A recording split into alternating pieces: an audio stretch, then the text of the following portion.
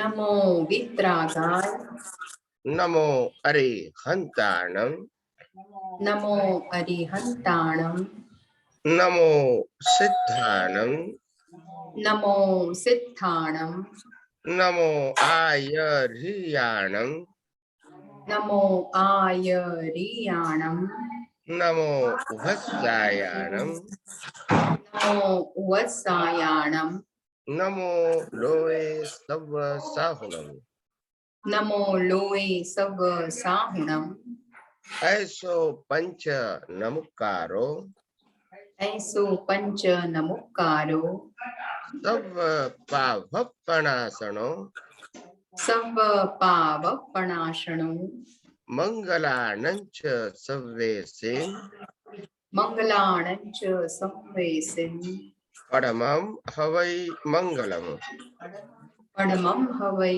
मंगलम्। ओम नमो भगवते वासुदेवाय ओम नमो भगवते वासुदेवाय। ओम नमः शिवाय। ओम नमः शिवाय। जय सच्चिदानंद। जय सच्चिदानंद। प्रत्यक्ष दादा भगवाननी साक्षीए प्रत्यक्ष दादा भगवाननी साक्षीए वर्तमाने महाविदय क्षेत्રમાં વિચરતા વર્તમાન ક્ષેત્રમાં વિચરતા तीर्थंकर भगवान श्री सिमंदर स्वामी ने तीर्थंकर भगवान श्री सिमंदर स्वामी ने અત્યંત ભક્તિપૂર્વક નમસ્કાર કરું છું। અત્યંત ભક્તિપૂર્વક નમસ્કાર કરું છું। વાત્સલ્ય મૂર્તિ શ્રી દાદા ભગવાન ને વાત્સલ્ય મૂર્તિ શ્રી દાદા ભગવાન ને અત્યંત ભક્તિપૂર્વક નમસ્કાર કરું છું। અત્યંત ભક્તિપૂર્વક નમસ્કાર કરું છું। 33 કોટી દેવી દેવતાઓને 33 કોટી દેવી દેવતાઓને અત્યંત ભક્તિપૂર્વક નમસ્કાર કરું છું। અત્યંત ભક્તિપૂર્વક નમસ્કાર કરું છું। વિતરાગ શાસન દેવ દેવીઓને વિતરાગ શાસન દેવ દેવીઓને અત્યંત ભક્તિપૂર્વક નમસ્કાર કરું છું। અત્યંત ભક્તિપૂર્વક નમસ્કાર કરું છું। નિષ્પક્ષપાતી શાસન દેવ દેવીઓને નિષ્પક્ષપાતી શાસન દેવ દેવીઓને અત્યંત ભક્તિપૂર્વક નમસ્કાર કરું છું। અત્યંત ભક્તિપૂર્વક નમસ્કાર કરું છું।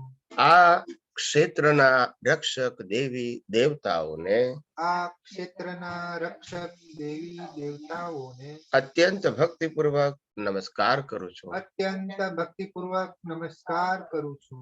આખા બ્રહ્માંડના જીવ માત્રના રિયલ સ્વરૂપને આખા બ્રહ્માંડના જીવ માત્રના રિયલ સ્વરૂપને અત્યંત ભક્તિપૂર્વક નમસ્કાર કરું છું। અત્યંત ભક્તિપૂર્વક નમસ્કાર કરું છું। જગત ભરના સંત પુરુષોનું યોગબળ જગતભરના જગતભરના સંત પુરુષોનું યોગબળ જગત ભરના સત પુરુષોનું યોગબળ જગતભરના જગતભરના સંત પુરુષોનું યોગબળ અને પ્રગટ જ્ઞાની પુરુષ દાદા ભગવાનનું યોગબળ અને અને પ્રગટ પ્રગટ જ્ઞાની પુરુષ દાદા ભગવાનનું યોગબળ સમસ્ત વિશ્વનું કલ્યાણ કરો કલ્યાણ કરો કલ્યાણ કરો। સમસ્ત વિશ્વનું કલ્યાણ કરો કલ્યાણ કરો કલ્યાણ કરો અને કલ્યાણ કરવાનું નિમિત્ત બનવાની અને કલ્યાણ કરવાનું નિમિત્ત બનવાની हम सौ महात्माओने સૌ મહાત્માઓને परम शक्ति आपो शक्ति आपो शक्ति आपो। પરમ શક્તિ આપો શક્તિ આપો શક્તિ આપો। જગતના સર્વ જીવો સુખ અને શાંતિને પામો। જગતના જગતના સર્વ જીવો સુખ અને શાંતિને પામો। જગતના સર્વ જીવો સમાધાનને પામો। જગતના સર્વ જીવો સમાધાનને પામો। જગતના સર્વ જીવો મોક્ષને પામો। જગતના સર્વ જીવો મોક્ષને પામો। જગત કલ્યાણ હો જગત કલ્યાણ હો જગત કલ્યાણ હો જગત કલ્યાણ હો જગત કલ્યાણ હો। જગત કલ્યાણ હો। निज स्वभाव से सद्गुरु निज स्वभाव से सद्गुरु गुरु लघु सर्वज्ञ है। गुरु लघु सर्वज्ञ है। सूक्ष्मतमा सिद्ध परम गुरु सूक्ष्मतमा सिद्ध परम गुरु सत्यम निश्चय भंजय सत्यं निश्चय वन्द्य है। तैत्रिश कोटि दैवगण तेत्रिस कोटि दैवगण विश्वहितार्थे स्वागतम् विश्वहितार्थे स्वागतम्। जग कल्याणक यज्ञ में जग कल्याणक यज्ञ में मंगलमय जो आशीषम मंगलमय द्योषिषम् सिद्ध स्वरूपे मूर्तमो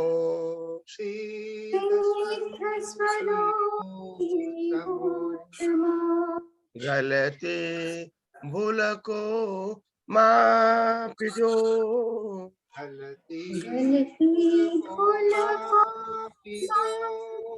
व्यवहारे सद्बुद्धि हो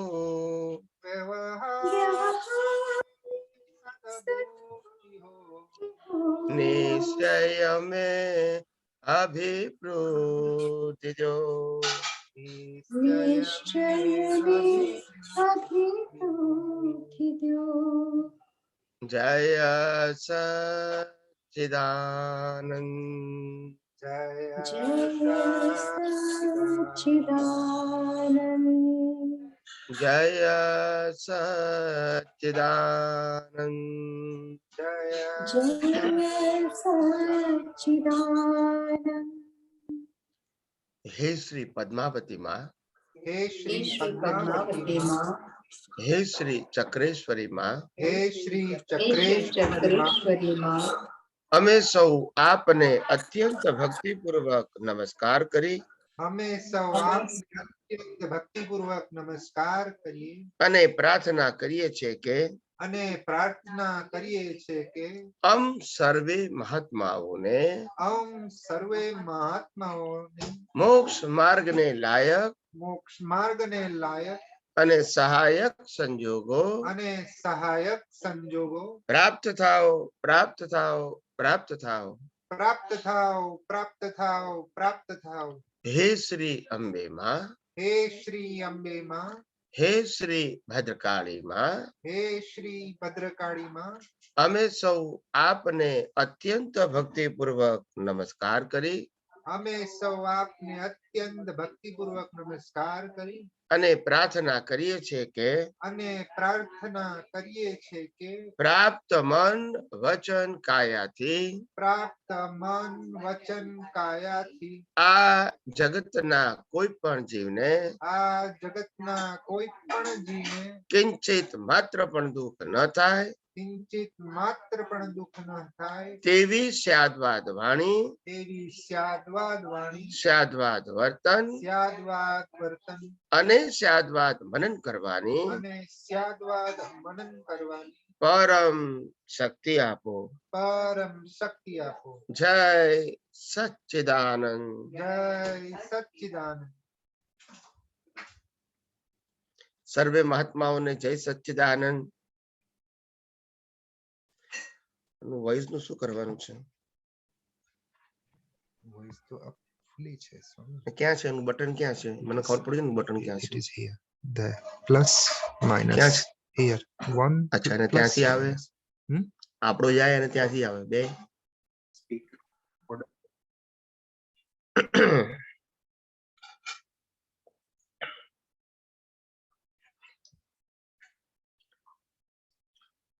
અનાદિકાળથી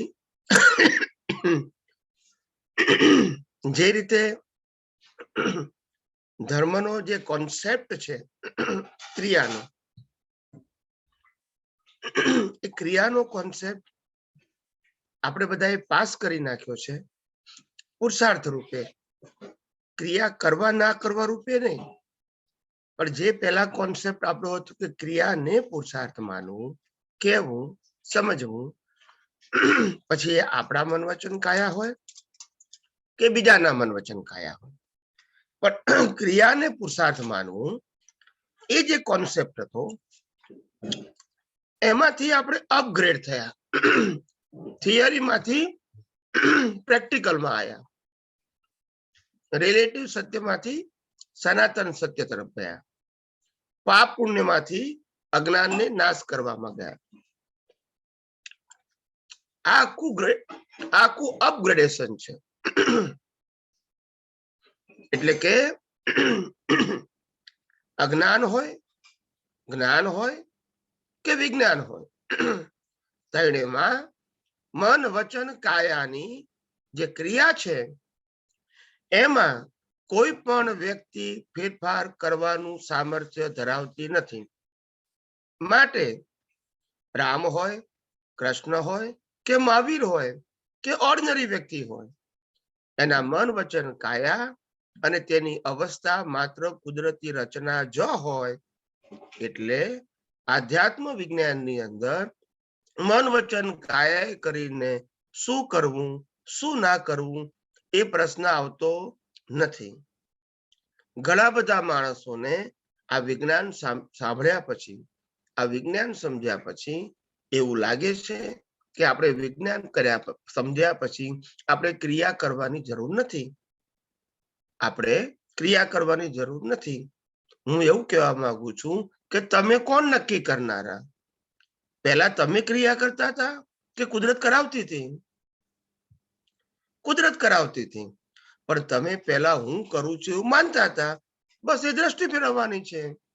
ક્રિયા તો કુદરત મન વચન કાયાને ઉદય કર્મ પ્રમાણે કરાવશે જ. એની અંદર કોઈની પાસે ઓપ્શન નથી.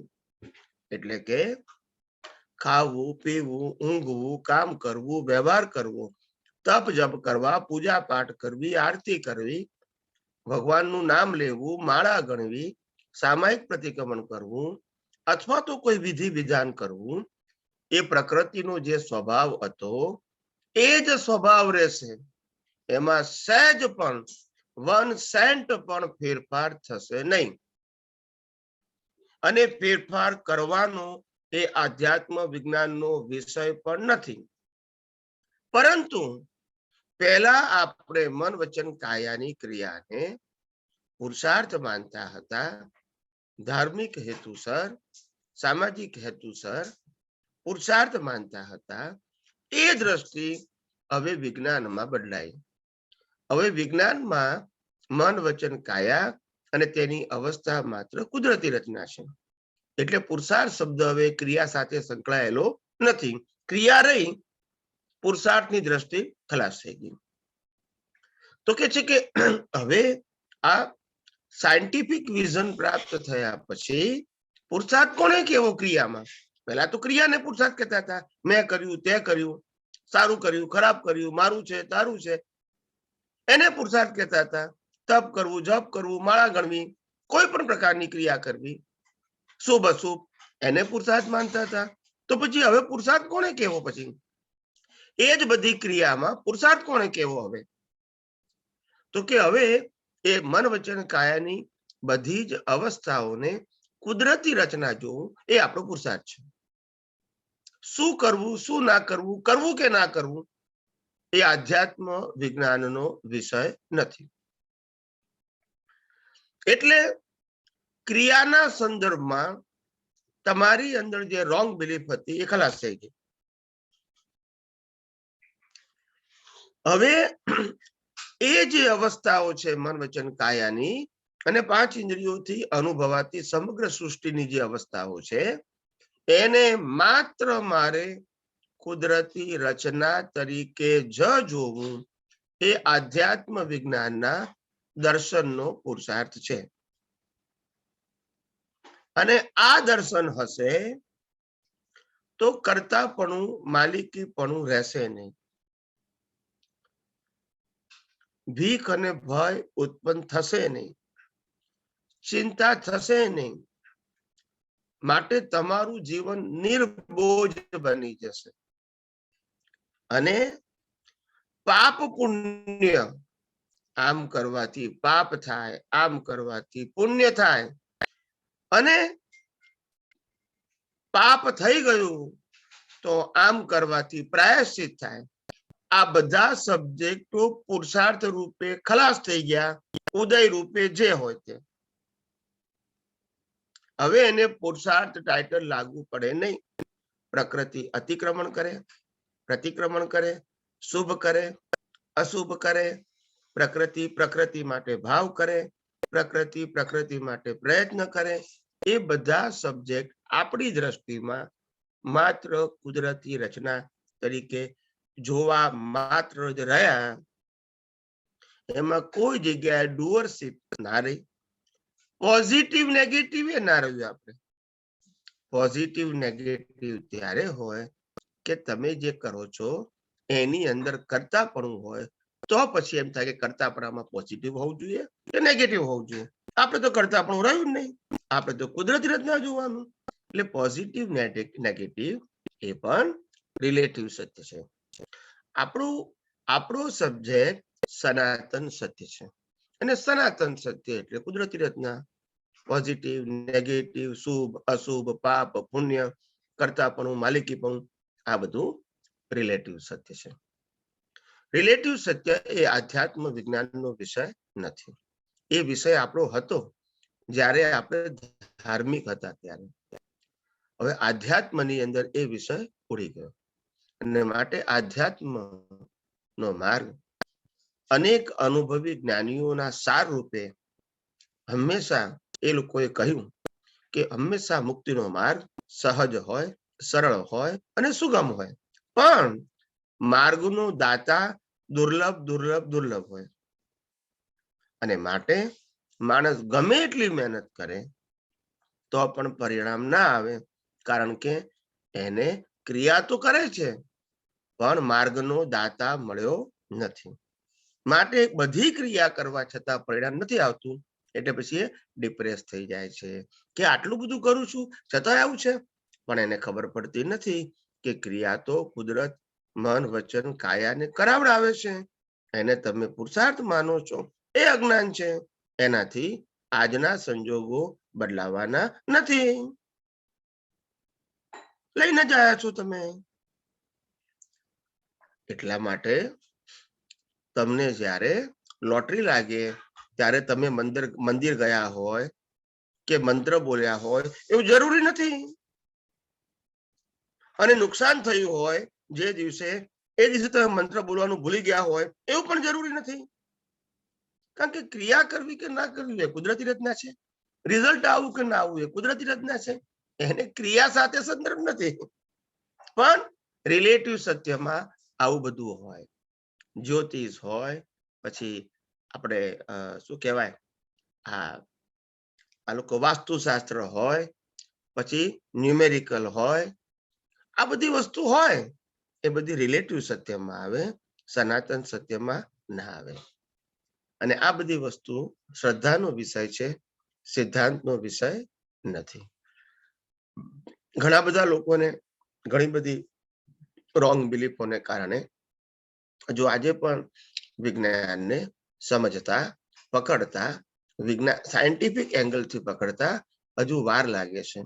એ હું જોઈ રહ્યો છું. મારું કામ દર વખતે તમને સાયન્ટિફિક વિઝન વારંવાર અલગ અલગ એંગલથી પકડાવવાનો મારો પ્રયાસ હશે. તમે કેટલું પકડી શકો છો એ તમારો વિષય છે. મારો પ્રયાસ તમે ઇઝીલી વિજ્ઞાન સમજી અને વિજ્ઞાનના એંગલથી તમે આ વિજ્ઞાનને સમજાવો. ક્રિયાના એંગલથી ના સમજો, મન વચન કાયના સબ્જેક્ટથી વિજ્ઞાનને ના સમજો. વિજ્ઞાન એ વિઝન છે. એને મન વચન કાયા વિનાશી મન વચન કાયા, મિકેનિકલ મન વચન કાયા, જળ મન વચન કાયા સાથે કોઈ લેવા દેવા નથી. આવી રીતે આવું આ અદ્ભુત વિજ્ઞાન જે કુદરતી કાનૂન અને કુદરતી રચના ઉપર આધારિત છે, જે 6 સનાતન તત્વો ઉપર આધારિત છે, એવું અદ્ભુત વિજ્ઞાન, એવું અલભ્ય અપૂર્વ વિજ્ઞાન જે આપણને આ કળિયુગની અંદર સામાન્યતઃ હોતું નથી, એવું વિજ્ઞાન આપણને બધાને પ્રાપ્ત થયું છે. સમયની પણ એક બલિહારી છે અને ઘણા બધા મુમુક્ષુઓ, જિજ્ઞાસુઓના પુણ્યથી આ વિજ્ઞાન ખુલ્લું થયું છે.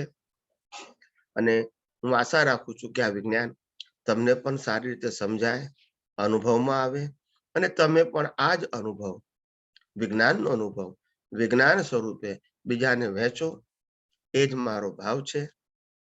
જય સચ્ચિદાનંદ. જય સચ્ચિદાનંદ. દીપાબેન. જય સચ્ચિદાનંદ સ્વામીજી, કોટી કોટી વંદન તમને. જય સચ્ચિદાનંદ.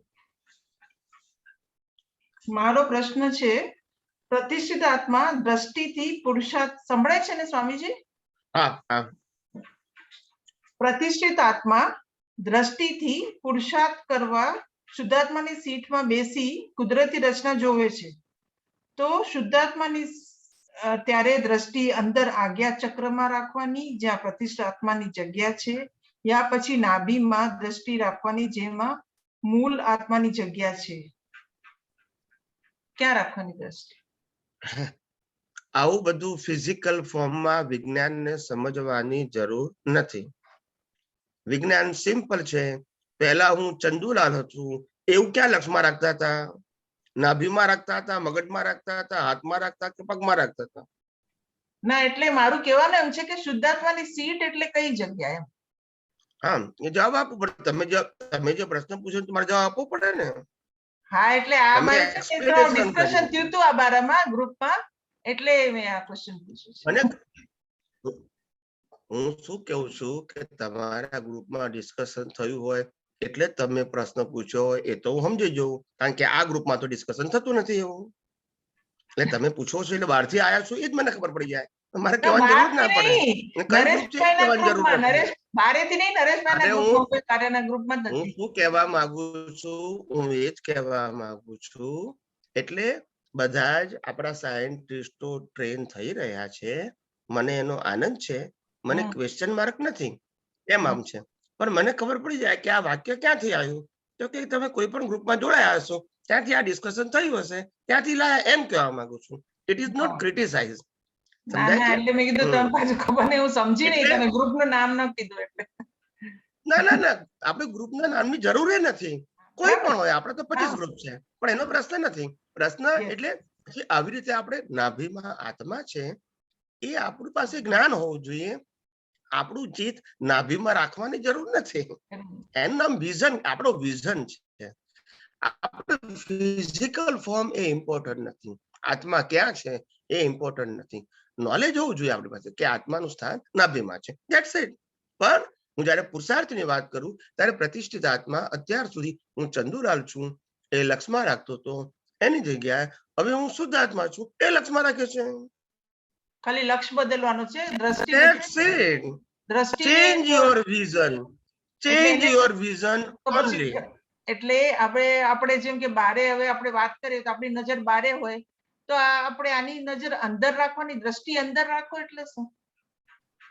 દ્રષ્ટિ અંદર રાખવાની એટલે હું શુદ્ધાત્મા બોલું તો શુદ્ધાત્મા બહાર હોય? ના ના. તો પછી દ્રષ્ટિ અંદર થઈ ગઈ કે ના થઈ ગઈ?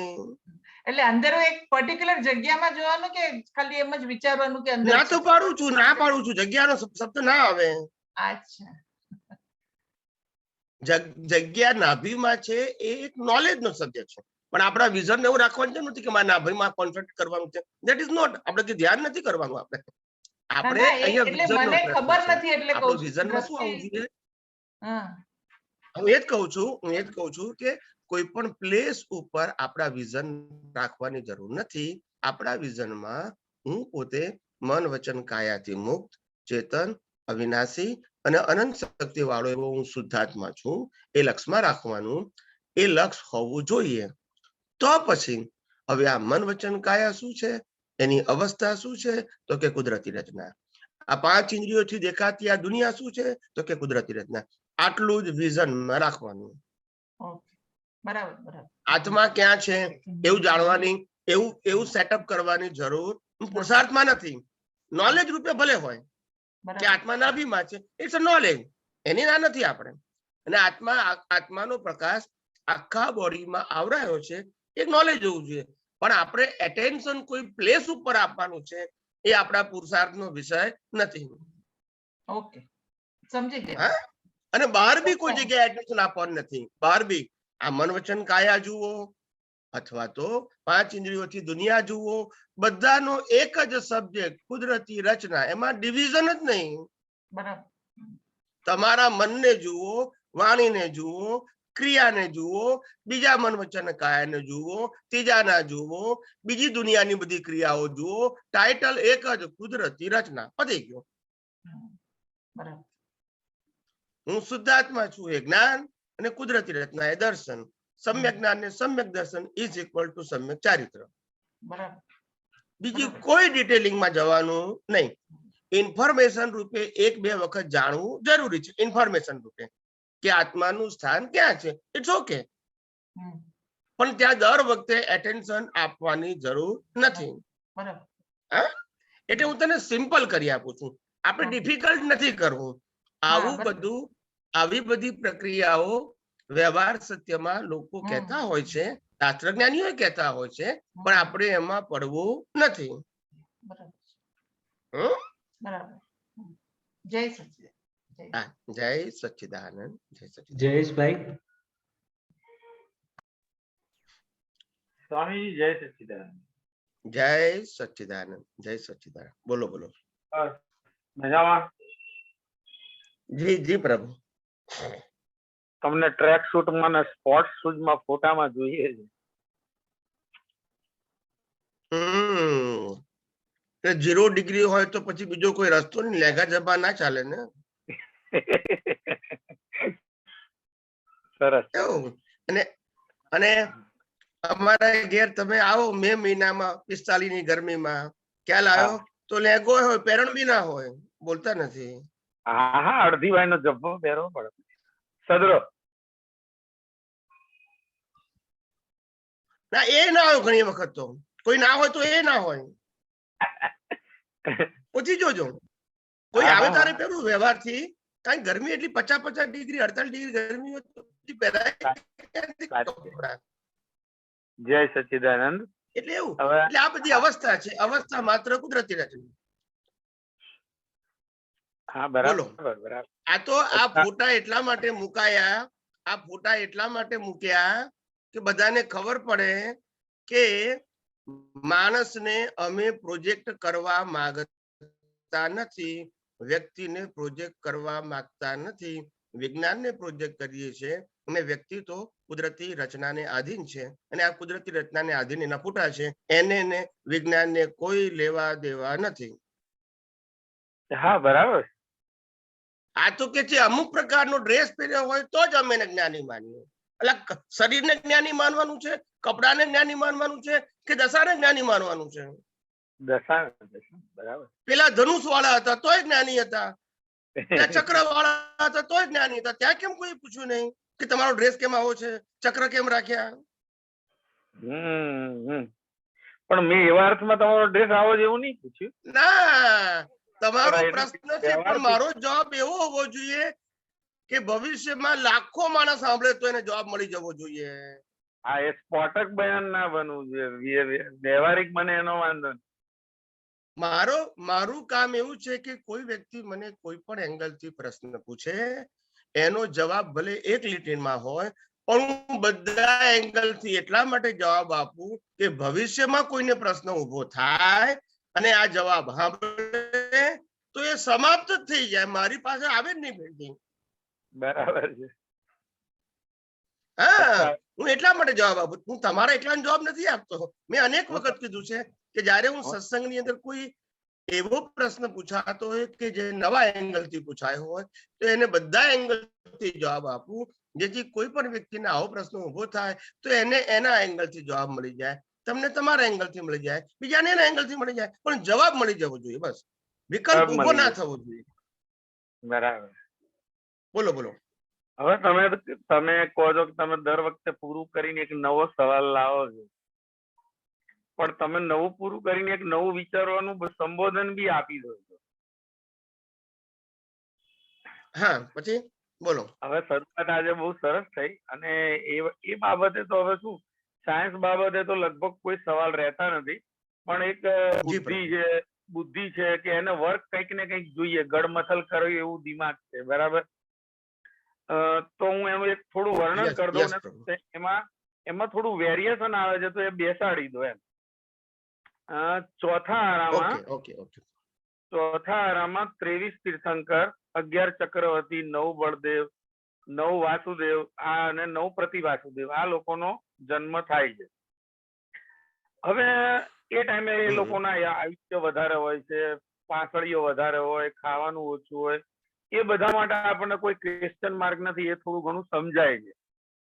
પણ એમાંથી ધારો કે આપણે આદિનાથ ભગવાન લઈએ તો એમનું યશ નામ કર્મ ઘણું મોટું હશે કે આટલો બધો યુગ સુધી આપણે એમને યાદ કરીએ છીએ. વચ્ચેના ઘણા બધા તીર્થંકરોનું આયુષ્ય એટલું બધું હોવા છતાં પણ એમનું યશ નામ કર્મ એટલું નહીં હોય કે આપણે એને એટલા બધા ઓળખતા નથી. અને એક જ મિનિટ આપણું ઇન્ટરનેટ ક્યાં છે? ઇન્ટરનેટ તો ઘરમાં છે એટલે ના, અહીંયા your internet is not poor એવું બતાવે છે. અહીંયા લાઇનિંગ આવે છે, 4-5 વખત આવી ગયું, એટલે કોમ્યુનિકેશન સારા થાય ને, સ્ટોપ થઈને થાય. પહેલેથી જ ચાલુ. ચોથા આરામાં 23 તીર્થંકર, 11 ચક્રવર્તી, 9 બળદેવ, 9 વાસુદેવ, 9 પ્રતિવાસુદેવ, આ રીતે આખી પેનલ જન્મ લેતી હોય છે. એના માટે આપણને કોઈ ક્વેશ્ચન માર્ક નથી. પણ આદિનાથ ભગવાન જે છે એને એમનું યશ નામ કર્મ મોટું હશે કે આજ લગી આપણે એમને યાદ કરીએ છીએ, દેરાસર રૂપે પૂજા, આ તે બધું વ્યવહારિક જીવનમાં ઘણું મોટું નામ છે. અને મહાવીર સ્વામી ભગવાનનું નામ પણ એમના જેટલું જ છે, પાર્શ્વનાથ ભગવાનનું પણ નામ છે. વચ્ચેના ઘણા બધા તીર્થંકરોના આપણે કદાચ નામથી અજાણ હોય, સ્ટોરીથી અજાણ હોય. હવે જો આપણે એક લોજિક એવું બેસાડીએ કે યશનામ કર્મ જેટલું વધારે હોય અથવા તો જેટલા લોકોનું કલ્યાણ વધારે કરવાનું છે એટલું એ લોકોનું આયુષ્ય લાંબુ હોય, તો એ હિસાબ બરાબર બેસતો નથી. એક બાજુ મહાવીર સ્વામી ભગવાનનું આયુષ્ય નાનું છે, તો આપણે એવું માનીએ કે જગત કલ્યાણમાં એમની લિંકમાં જેટલા આવનારા હશે અથવા તો એમનું કર્મ ફળ હશે એ એટલું નાનું હશે, પણ એમનું યશનામ કર્મ એટલું મોટું છે કે એમને આજ દી લગી આપણે આદિનાથ ભગવાન ને પાર્થનાથ ભગવાનની જેમ પેરેલલ યાદ કરીએ છીએ. તો આયુષ્ય અને યશનામ બેનું મેળ નથી બેસતો.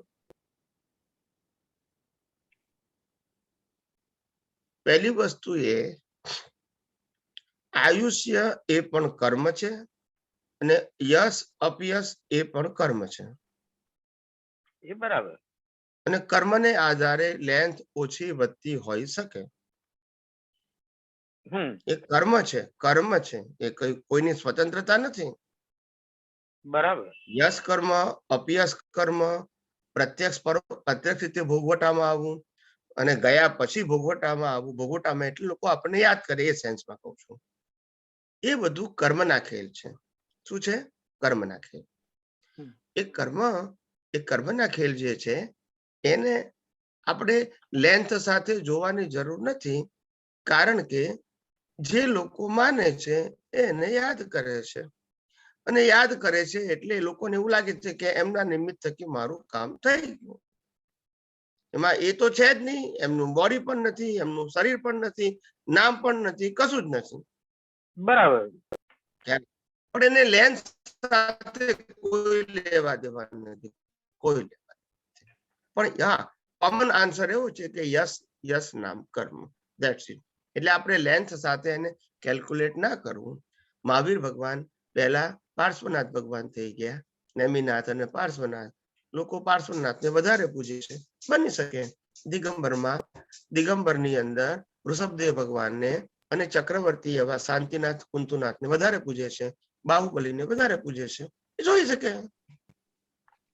એટલે હવે એટલે આમાં એ બધામાં આપણે પડવાનું, એ બધું રિલેટિવ, એ બધું રિલેટિવ સત્ય છે. એમાં કોઈ પ્રિન્સિપલ નથી મારો કહેવાનો. હું સમજી ગયો, સાયન્સ ની દ્રષ્ટિએ કોઈ પ્રિન્સિપલ નહીં હોય એવું That's માની it, લઈએ, that. પણ તો તમે જે રીતે એને વ્યવહારથી સમજાયું, તો આયુષ્યની લેન્થ આપણે કયા આધારે નક્કી કરવી? આયુષ્યની લેન્થ કર્મના ટોટલ ભોગવટા ઇઝ ઇક્વલ ટુ યોર આયુષ્ય કર્મ. બરાબર છે. હવે આયુષ્ય કર્મ ઇઝ ઇક્વલ ટુ કર્મનો ભોગવટો અને લેન્થ, બરાબર? ટોટલ કર્મનો ભોગવટો ઇઝ ઇક્વલ ટુ યોર આયુષ્ય કર્મ. તો હવે એવું બની શકે કે કર્મ બી વધારે હોય, લોક કલ્યાણની ભાવના વધારે હોય, પણ યશનામ કર્મ લો હોય તો અસંખ્ય લોકોનું કામ કર્યા હોવા છતાં પણ લોકો એને યાદ ના કરે, આવું બની શકે?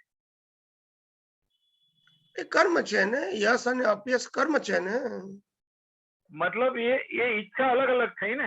ધારો કે હું એક એવી ઈચ્છા કરું કે ભાઈ મને લોકો યાદ કરે કે ના કરે, લોકોનું કામ થવું જોઈએ, બસ. હા, પણ એમાં શું થાય છે સમજાવું તમને, કે બે પ્રકારનું કર્મ, યશ કર્મ, યશનામ કર્મ અને અપયશ કર્મ કઈ રીતે બંધાય એનું સાયન્સ જાણો. પેલા બિલકુલ બેઝિક સાયન્સ જાણો કે કઈ રીતે યશ અને અપયશ બે કર્મ બંધાય છે, એનું સાયન્સ જાણો. કોઈ પણ વ્યક્તિ કાર્ય ભાવના વગર કરે છે, ઇન્ટેન્શન વગર કરે છે, વિધાઉટ ઇન્ટરેસ્ટ કરે છે, ડ્યુટી ના પ્રમાણે કરે છે, જબરજસ્તીથી કરે છે, ફોર્સ થી કરે છે, તો એ કાર્ય તો કરે પણ એ કાર્યમાંથી એને યશ ના મળે.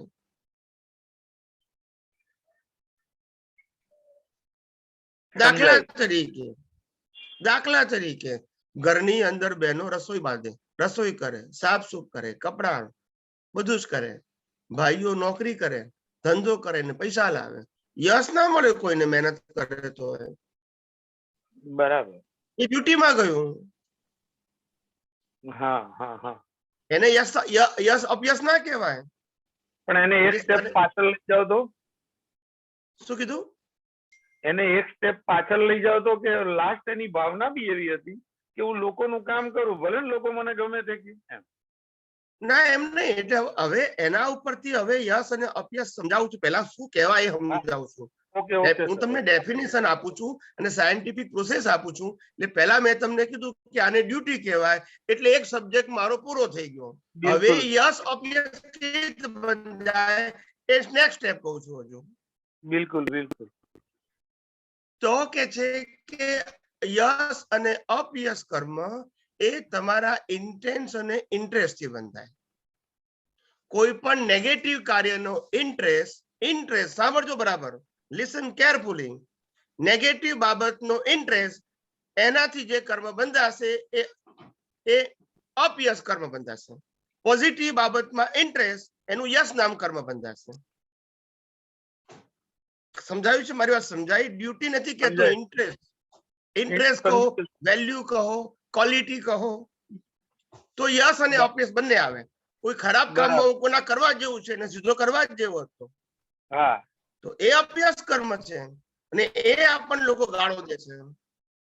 અને તમે એમ ના કોઈને આપણે હેલ્પ તો કરવી જ જોઈએ. આપણે ગમે તે થાય, ભલે આપણો દુશ્મન હોય તોય, પણ મુશ્કેલીમાં આપણે એને હેલ્પ કરવી જ જોઈએ. આપણે આ તમારો ભાવ જે લઈને આવ્યા છે, હવે અત્યારે તમે હેલ્પ કરો છો, તમારો પડોશી કરે છે, પણ લોકો તમારી પ્રશંસા કરે છે, એમ નથી કરતા.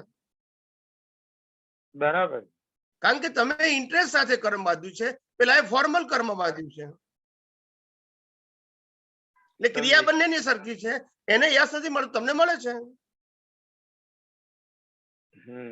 બીજું આ એક સ્કેલ કીધું. હવે બીજો સ્કેલ કહું છું. માનો કે તમારું અપયશ કર્મ છે અને સામેવાળાનું બીજો ભાઈ છે એનું યશ નામ કર્મ છે, એક જ કાર્ય માટે, તો તમે 90% કાર્ય સામેવાળાનું કરી આપશો, પણ અપયશ કર્મથી તમને યશ નહીં મળે. અને પેલો યશ વાળો છે ખાલી છેલ્લે 10% કરી નાખશે ને, બધો યશ મને. સાહેબ આ ભાઈએ મારા 10 દિવસ બગાડ્યા, મારું કામ ના થયું. આ ભાઈ ને એક જ દિવસમાં થઈ ગયું. ના સમજાયું? એટલે ક્રિયા તો પેલા 90% કરી પણ અપયશ લાયા હતા અને પેલો યશ લાયો હતો. આ બધું સાયન્સ સમજવા જેવું છે. આ કર્મ છે પણ સાયન્સ સમજવાનું. બરાબર. એટલે કોઈ પણ વસ્તુ જયારે સાયન્ટિફિક સમજશો ને ત્યારે તમને ખ્યાલ આવશે કે આમાં ઊંડા નથી ઉતરવાનું, ખાલી જાણવું. એટલે કે આપણે ખોટા છે એવું નહીં. તમે ગમે એટલું કરો તોય તમને યશ ના મળે. ખ્યાલ આવ્યો કે નહીં?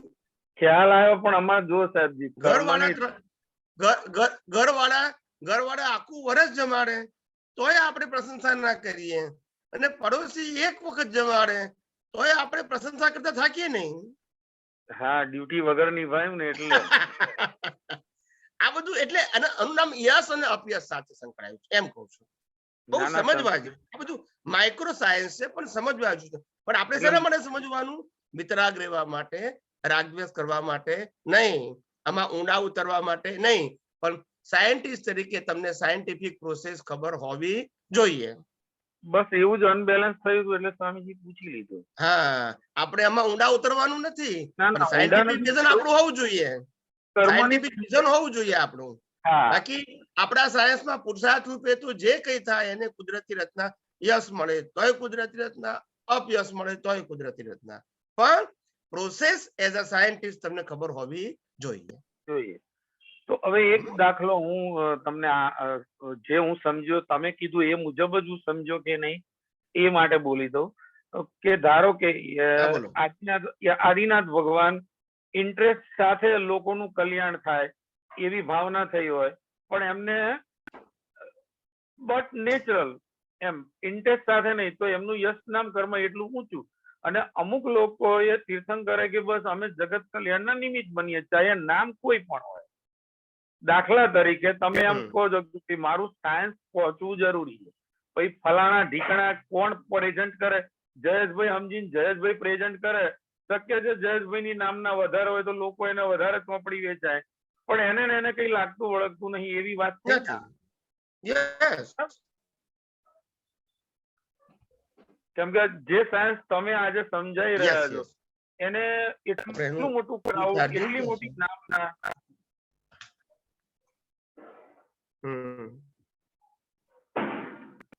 બોલો. હા, તમે સાયન્સ જે આજે સમજાઈ રહ્યા છો એ આટલી મોટી નામના દાદા ભગવાન, અને જે આટલું મોટું એ સમજાવવા માંગતા હતા, પણ ન તો એમનું નિમિત્ત કે નતું યશનામ કર્મ કે નતું એ, તો એ યશનામ કર્મ હતું, લોકો એને બીજી રીતે યાદ કરે જ છે, પણ દેટ સાયન્સ ની બેઝિક જે પોતાની ઈચ્છા હતી કે લોકો સમજે એ નિમિત્તે લોકો એટલા યાદ નહીં કરતા જેટલું એમની ઘણી બધી દાદા ભગવાને આ તે યશનામ કર્મ જોરદાર છે એની ના નહીં, પણ જે રીતે વગર નામે તમે અત્યારે જે સાયન્સમાં નિમિત્ત બનો છો તો એ રીતે એની મૂલ્યાંકન થઈ રહ્યું છે ને. એ તો બરાબર છે. હવે તો એને અને એને તો એટલે કીધું કે યશ ને અપયશ એ તો કર્મ ફળ છે, એટલે આપણે એમાં નહીં પડવાનું, પણ આપણે સાયન્સ સમજવાનું એમ કહું છું. સમજી ગયો આજે. જ્ઞાનીઓ હોય, જ્ઞાની એટલે અનુભવી જ્ઞાનીઓ હોય ને, એને નામનાની કીર્તિની યશની પડી ના હોય. કેમ? જે પ્રકૃતિ સાથે જોડાયું છે એમાં શું ઊંડા ઉતરવાનું? આપણે તો જે પરમાત્મા સાથે જોડાયું છે એ આપણો વિષય છે, અને પ્રકૃતિ તો કુદરતી રચના છે. ખ્યાલ આવો એટલા માટે આવે કે દરેકનું કામ પેરેલલ છે. 24 તીર્થંકર માંથી કોઈનું કામ ઉતરતું નથી, તો લોકો ઓછા આયુષ્ય વગર 3-4 તીર્થંકરોને યાદ કરે છે, અને અમુક લોકોને અમુક તીર્થંકરનું કદાચ 24 તીર્થંકરના નામ લઈએ આપણે તો ક્યારેક એની ચોપડી લઈને નામ બોલવા પડે, જયારે વર્ક બધા સરખું છે એમ. બરાબર છે. બસ સાહેબજી બહુ સરસ સમજાવી દીધું, અને જય સચ્ચિદાનંદ સાહેબજી, બહુ સરસ. જય સચ્ચિદાનંદ. જય સચ્ચિદાનંદ. બોલો બોલો. હા,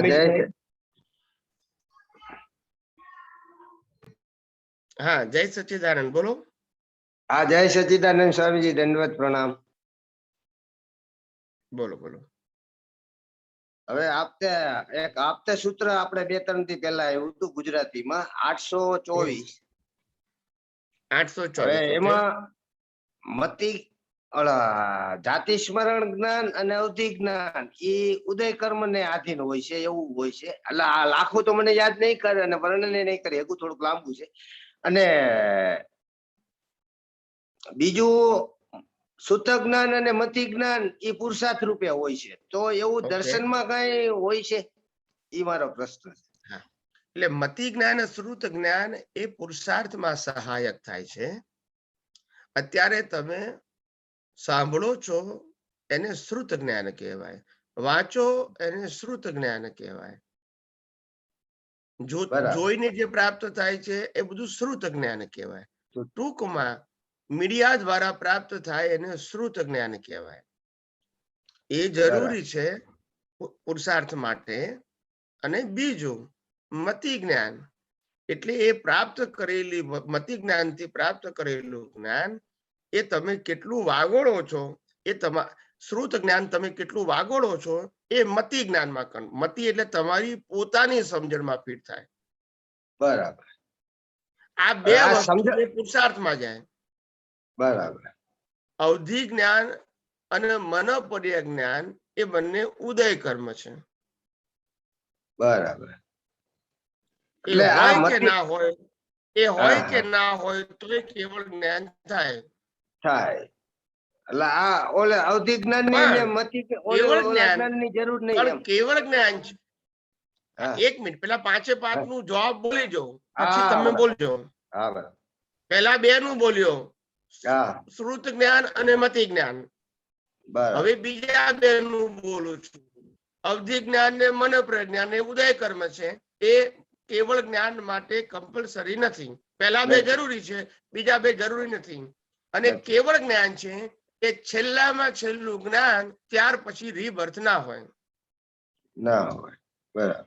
મતિ જ્ઞાન ને શ્રુત જ્ઞાનમાં રીબર્થ હોય, બરાબર. અવધિ જ્ઞાન ને મનોપર્ય જ્ઞાનમાં રીબર્થ હોય, હોય. કેવળ જ્ઞાન પછી રીબર્થ ના હોય. ના હોય. આ બધી વસ્તુ આપણા લક્ષમાં હોવી જોઈએ. જોઈએ. બરાબર. હા એટલે આમ સિદ્ધાંતિક પહેલા સમજાય બે તો જ આમ જ્ઞાન મતિ જ્ઞાન શ્રુત, પહેલા બે જ્ઞાન મતિ જ્ઞાન ને શ્રુત જ્ઞાન પુરુષાર્થ રૂપે છે. અવધિ જ્ઞાન મનોપર્ય જ્ઞાન પરિણામ રૂપે છે. અને કેવળ જ્ઞાન એ છેલ્લમ છેલ્લું જ્ઞાન, ત્યાર પછી રીબર્થ ના હોય. આટલી વસ્તુ આપણા સમજણમાં હોવી જોઈએ. જોઈએ. બરાબર. એટલે આ મતિ, હવે પ્રશ્ન મને એ થયો કે આ મતિ જ્ઞાન જે થાય એને જ દર્શન કહેવામાં આવે ને? પોતાને જે વાગોળી હા. પોતે જે આર્ક કાઢ્યો. મતિ જ્ઞાન ને સમજણ કહેવાય. એના ઉપયોગથી જે પ્રાપ્ત થાય એને અનુભવ કહેવાય. અને એ અનુભવ ચોગરદમથી થાય ત્યારે એને દર્શન કહેવાય. દર્શન. હા હા બરાબર. હવે આ દર્શન છે એ ચાર્જ ડિસ્ચાર્જ ન હોય ને? ના, ડિસ્ચાર્જ ના થાય. દર્શન એ કેરી ફોરવર્ડ જ થાય. હા હા બરાબર. આજે જય સચિદાનંદ ગુરુ. હમ? દર્શનની સિમ્પલ પરિભાષા એવી છે, રિલેટિવ સત્યના અજ્ઞાનનો નાશ થવો, ચોગરદમથી એનું નામ દર્શન. વાહ ભાઈ વાહ. બસ ખ્યાલ આવ્યો? ધન્ય છે. ધન્ય અને છે પ્રભુ. તમામ અજ્ઞાન ખલાસ થવું એનું નામ કેવળ દર્શન. હમ? હા છે. ઓકે, સચિદાનંદ. ઓકે. જય સચિદાનંદ. જય સચ્ચિદાનંદ સ્વામીજી. જય સચિદાનંદ. સ્વામીજી, પ્રશ્ન આને માટે છે કે આપણે જ્યારે સ્પષ્ટ વેદન થાય છે આપણને, એટલે કેવળ દર્શન થઈ ગયા પછીનો જે આપણો જન્મ હોય છે મનુષ્ય, એમાં જે સ્પષ્ટ વેદન થઈ જાય છે ને, સ્પષ્ટ વેદન અને કેવળ જ્ઞાન, હા, કેવળ જ્ઞાન આપણે કહીએ છીએ તો સ્પષ્ટ વેદન જે થતું હોય છે એમાં સ્થિતિ તો સેમ જ હોય છે, પણ સ્પષ્ટ વેદન અને કેવળ જ્ઞાનમાં ડિફરન્સ એટલો છે કે આમાં કોન્સ્ટન્ટ નથી રહી શકતો, એમ કહી શકીએ સ્વામીજી? ના, સમજાવ. કોન્સ્ટન્ટ શબ્દ તો નહીં બોલવો જોઈએ. એટલે હું એને સમયનો વિક્ષેપ કહું છું. શું કહું છું? સમય it is not matter of actually time. એ સેકન્ડ નો વિક્ષેપ નથી. સેકન્ડ નો 1000મો ભાગ એને સમય કહેવાય. શું કહેવાય? સેકન્ડ નો 1000મો ભાગ એને સમય કહેવાય. આપણે સામાન્ય રીતે એને સમય પ્રકારે તો કાઉન્ટ ના કરી શકાય એને, પણ વિક્ષેપ શબ્દ બોલવો સમયનો વિક્ષેપ છે. કેમ?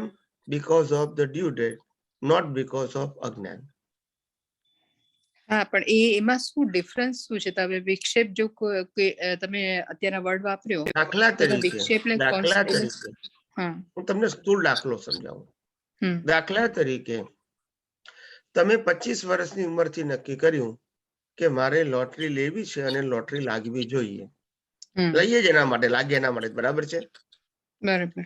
હવે 25 વર્ષથી તમે દર વીકે 10 લોટરી લો છો, એવરી વીકે, અને હમ, એનું રિઝલ્ટ દર વીકે આવતું જાય છે, બરાબર છે. અને બરાબર. ઇનામ નાના મોટા લાગે ખરા, ના લાગે, એવી પ્રક્રિયા ચાલુ છે.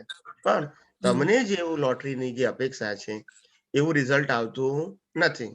હમ, હવે તમે લોટરી લયા જ કરો છો. 25 વર્ષની ઉંમર, 26, 27, 28, 30 વર્ષ થયા, 45, 40 થયા, 45 થયા, 50 વર્ષ થયા, અને 51મા વર્ષે તમે લોટરી લીધી અને તમને લાગી ગઈ. હમ, તો હવે બરાબર. શું કહેશો? આટલા હા, એટલે વર્ષોની ત્યારે મહેનતનું ફળ છે, એ આટલા પૂરું થયું. વર્ષોની ના ના મહેનતનું મહેનત, ફળ છે એવું કહેવાય? આટલા વર્ષોની ના મહેનતનું ફળ છે એવું કહેવાય? ના એમ ન કહેવાય. પણ વ્યવહારથી લોકો શું કે, ઓ હું 25 વર્ષથી લઉં પછી લાગી મારે, બોલતા હમ, નથી. એવું હા ક્યાં કે ના બરાબર. કે કે એવું, પણ તમે એકચ્યુઅલી કેવા એવું હોય નસીબદાર નહીં. છો કે આજે લીધીને લાગી ગઈ. હું તો સાહેબ 25 હા, વર્ષથી લઉં છું, મેં તો 2 લાખ રૂપિયા બગાડે તારે લાગી ગઈ. એટલે એ એને હા, પુરુષાર્થ માને છે, પણ ખરેખર એ લાગી ત્યારે એને ડ્યુ ડેટ કહેવાય છે. એટલે એમ કહી શકાય સ્વામીજી, ફક્ત એટલું આપણે કહી શકાય કે આ સ્પષ્ટ વેદન અને જે કેવળ જ્ઞાન થાય છે એમાં આખું આખું જે બ્રહ્માંડ પ્રકાશમાન આપણું એ થઈ જાય છે. શું કહેવાય એને, આપણી અંદર પેલું ખુલ્લું થઈ જાય છે, અને પેલામાં ખુલ્લું નથી થતું, એમ કહી શકાય સ્વામીજી કે એવું કઈ ના નહીં? ના, બંનેમાં ખુલ્લું થઈ જાય, બંનેમાં તો ખુલ્લું થઈ જાય. Yes yes yes. કારણ કે સ્પષ્ટ વેદનનો મતલબ જ એ ને, સ્પષ્ટ વેદન એટલે તો ખ્યાલ આવી ગયો કે એ 100% બધું ખુલ્લું સોલિડ થઈ થઈ ગયું, ગયું, બધું જ કોન્ક્રીટ ખુલ્લું થઈ થઈ ગયું ગયું. અજ્ઞાન કે હોય હું જ આ નહીં જ ને છું, એને. હું આ જ છું, અજ્ઞાન જ શુદ્ધાત્મા આવરણ જ છે. છું. નહીં, હા, અજ્ઞાન જ તો છે આવરણ જ. છે. અજ્ઞાન, અચ્છા, એટલે આવરણ પણ બધા હટી જાય છે એના. હટી ગયા બરાબર. તારે તો કેવળ દર્શન થાય, અને આ તો હા હા સ્પષ્ટ વેદન છે. હા હા, બરાબર છે સ્વામીજી, એ વાત સાચી છે. પણ એટલે એ કર્ટેન સ્પષ્ટ શબ્દ તો વેદન પણ આવો જ ના ખ્યાલ આવે જોઈએ, છે. કર્ટેન શબ્દ આવે જ નહીં. ના, કર્ટેન તો આવે જ નહીં બિલકુલ. પણ જે એ પોતાનું સ્વ સંવેદન જેને કહી શકાય, આપણે પોતાનો જે સ્વભાવનો જે કહેવાય એને, એ આમાં પણ રહે છે, સ્પષ્ટ વેદનમાં પણ હોય જ છે નિરંતર, એમ આપનું કેવું છે? હા, હોય હોય હોય. સ્પષ્ટ અચ્છા, વેદનમાં સ્વસંવેદન હોય, પણ એ સ્વસંવેદન જે છે એ બ્રહ્માંડને ક્યારે કામ લાગે? જ્યારે નિર્વાણ થાય ત્યારે. અચ્છા, બ્રહ્માંડને એક કામ લાગે. હા, નિર્વાણ થાય ત્યારે એનો જે પાવર છે, સોલ પાવર, હમ, એ ઇનફાઇનાઇટ રેડિયસમાં પહોંચી જાય. પેલું જ્ઞાનથી પહોંચે, આ સ્વભાવથી પહોંચે. હા હા, અચ્છા અચ્છા, ઓકે. પણ નિર્વાણ થાય ત્યારની વાત કરો છો તમે? દાખલો આપું તમને એટલે તમને જો વધારે ખબર પડશે. હા, તમે 1000 વોલ્ટનો બલ્બ છે, એ હમ, બલ્બને 1000 વોલ્ટનો બલ્બ ઓન કરી ઉપર માટલું ઢાંકી દીધું, બરાબર. બલ્બમાં શું ફેરફાર થાય? બલ્બમાં તો કોઈ ફેરફાર ન થાય. બલ્બને આ પ્રકાશના સ્ટ્રેન્થમાં શું ફેરફાર થાય? કઈ ફેર ન થાય. પણ બહાર પ્રકાશ આવે?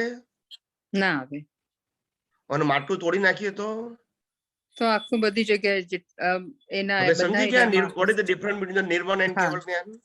હા હા, ખ્યાલ આવી ગયો સ્વામીજી. કેવળ જ્ઞાન એટલે માટલાની અંદર, નિર્વાણ એટલે માટલું ગયું બોડીનું. હમ, બરોબર બરોબર સ્વામીજી. ત્યારે સસંવેદન બ્રહ્માંડ માટે કહેવાય. અચ્છા, એટલે કેવળ જ્ઞાન એટલે થાય ત્યારે સ્વસંવેદન બ્રહ્માંડ માટે કહેવાય. જે જીવ મોક્ષે જાય છે એ વખતે એવું શાસ્ત્રમાં લખ્યું છે હા હા, કે નર્કના જીવોને પણ ક્ષણિક આનંદ થાય છે, હા, ઓકે ઓકે કારણ કે એની અનરેડિયસ થઈ ગઈ. ખ્યાલ આવે ને બધું?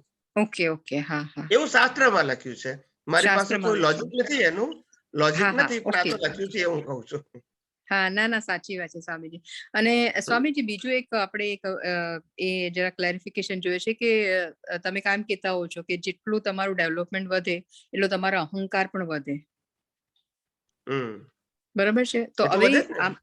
હા, એટલે મને એવું લાગે છે, એટલે મારા અનુભવ પ્રમાણે મને એવું લાગે છે કે આપણે જેને કહેવાય કે આપણે ભીખ અને ભયથી ને બધા મુક્ત થતા જાય છે, એ પરિણામ સ્વરૂપ છે આપણે સનાતન સત્યની દ્રષ્ટિનો ઉપયોગ કરે છે એનું, બરાબર ને? તો એને તો અહંકાર વધેલો ન કહેવાય ને? જો કહું, પહેલી વસ્તુ એ છે કે તમે પહેલા રિલેટિવ સત્યને પુરુષાર્થ માનતા હતા, રિલેટિવ સત્યના જ્ઞાન દર્શનને પુરુષાર્થ માનતા હતા.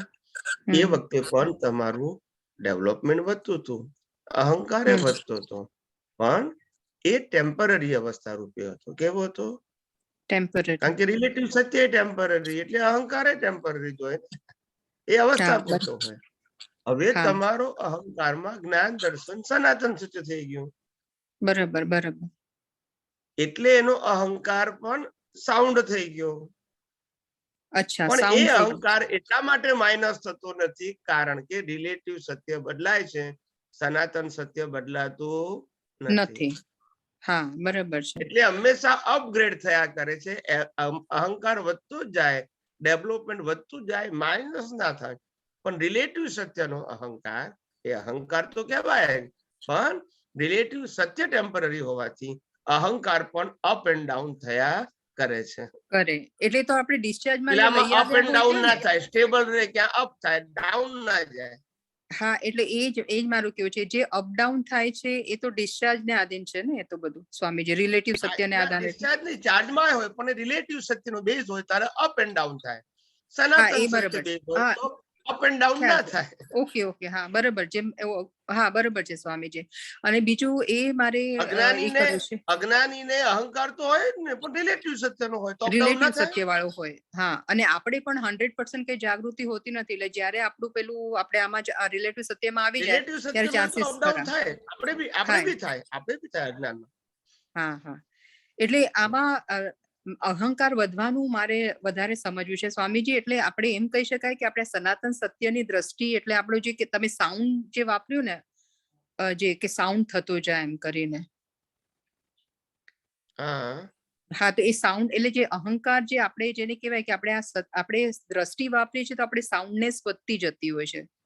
Yes yes. એટલે એમાં જે કહી શકાય કે આપણી દ્રષ્ટિમાં જેને આપણે કહી શકાય કે અમુક કોઈ પણ સર્કમસ્ટેન્સીસ આપણે આજે આપણને એમ લાગે કે આ કાલે ઉઠીને આ સર્કમસ્ટેન્સીસ આવશે, તો આપણે દ્રષ્ટિમાં તો આપણને બિલકુલ પણ એ નથી લાગતું હોતું, એનો ભય કે એવું કઈ નથી લાગતું હોતું આપણને. તો આપણે એ દ્રષ્ટિનો ઉપયોગ કરીએ છીએ, એટલે આપણી સાઉન્ડનેસ જે છે એ દ્રષ્ટિને કારણે આપણને એ રિયલાઇઝ થતું હોય છે સ્વામીજી. હા, પણ એ હંમેશા શું સમજાવું તમને, એક પ્રિન્સિપલ ધ્યાન રાખવાનું કે તમને અજ્ઞાન અવસ્થામાં જે કંઈ પણ અહંકાર છે, એ અહંકાર જેની સાથે જોડાયો છે એ બધી વસ્તુ ટેમ્પરરી છે. હા, એ વાત સાચી છે સ્વામીજી. એટલે પછી અહંકાર કેવો હોય? ટેમ્પરરી જ હોય ને. એ ટેમ્પરરી જ હોય, એ વાત સાચી છે પૈસા કમાય, સ્વામીજી. પૈસા કમાય તો છાતી ફૂલાવે ને ખોટ જાય તો પાટિયા બેસી જાય. હા, કારણ કે એ રિલેટિવ વાત સત્ય સાચી. છે ને. અમારે એવું ના થાય રિલેટિવ સનાતન સત્ય છે. સત્યમાં. સનાતન બરાબર છે, સત્યમાં ના બરાબર થાય છે. એવું. ના થાય, કારણ કે ના એમાં થાય. માઇનસ થતું જ નથી. નથી થતું. બરાબર, સમજી ગઈ. એટલે તો આ પછી આ પ્રિન્સિપલ નો અહંકાર. પ્રશ્ન, આમાં પ્રિન્સિપલ નો પ્રશ્ન છે, હા, રોંગ એટલે રાઈટ નો પ્રશ્ન નથી. હા, એટલે આ તમે જે કે છે કે આપણે જે આપણું આનો આપણે ઉપયોગ કરીએ છીએ ત્યારે અહંકાર જે છે એ સાઉન્ડ થતો જાય છે, એ પણ એક સાચી વસ્તુ છે. અને એ કારણ કે સાઉન્ડ ક્યારે વન વે થાય છે? અપગ્રેડ છે ને. વન વે હા, અપગ્રેડ, અપગ્રેડ થાય સ્ટેબલ છે. રહે કે અપગ્રેડ થાય, સ્ટેબલ ને પણ હા, અપગ્રેડ કે સ્ટેબલ સાઉન્ડ જ થાય છે. થાય ને. પેલામાં સાઉન્ડ હા, કેવી એટલે રીતે થાય? સાઉન્ડ. હા હા, ના ના, એ આજે વાત ઉભો સાચી. થયો કાલ બેહી ગયો, આજે ઉભો થયો બેહી ગયો, કેમ સાઉન્ડ થાય? હા હા, એ વાત સાચી છે. એટલે એ અહંકાર તમારો વધતો જાય છે તો એ સાઉન્ડનેસ ની રીતના વધતો જાય છે કે પછી યસ, આપણે કાંઈ રિલેટિવ તો છે કોન્ફિડન્સ, જ નહીં આમાં, કોન્ફિડન્સ, દ્રષ્ટિમાં તો કોન્ફિડન્સ. રિલેટિવ હોતું જ નથી કઈ સ્વામીજી આમાં. તમે એટલે જેટલું ડેવલપમેન્ટ કોન્ફિડન્સ આવે, વધારો છો. કોન્ફિડન્સ આવે. હા, વધવો, એટલે એ જ. સાઉન્ડ હા, થવો એટલે કોન્ફિડન્સ આવે. Confidence, confidence. હા, બસ બસ મને પણ આ જ સાઉન્ડ નો મતલબ અંદરથી લાગતું હતું. કોન્ફિડન્સ આવે. હા હા, એ જ એટલે એ એમ જેટલો વધતો જાય જેટલો છે. તમારો હાઈ લેવલનો ડેવલપમેન્ટ હોય, હાઈ લેવલનો ઈગો હોય, તો સામાન્ય વ્યક્તિ તમને ડિસ્ટર્બ કરી શકે નહીં. હા હા, બસ એટલે મારું પણ આ જ ગમે તે માનવું હતું, રીતે, કારણ કે ગમે તે રીતે ના કરી નાખે. મારવાનું હા કે તોય તમને ના થાય. હા હા હા હા, બસ બસ એટલે એવી રીતના તમારું ઈગો જ્ઞાન વધે છે દર્શન ને. હાઈ લેવલનું છે, એને હા આધારે તમારો ઈગો છે, તો તમને હા, અસર એટલે ના થાય.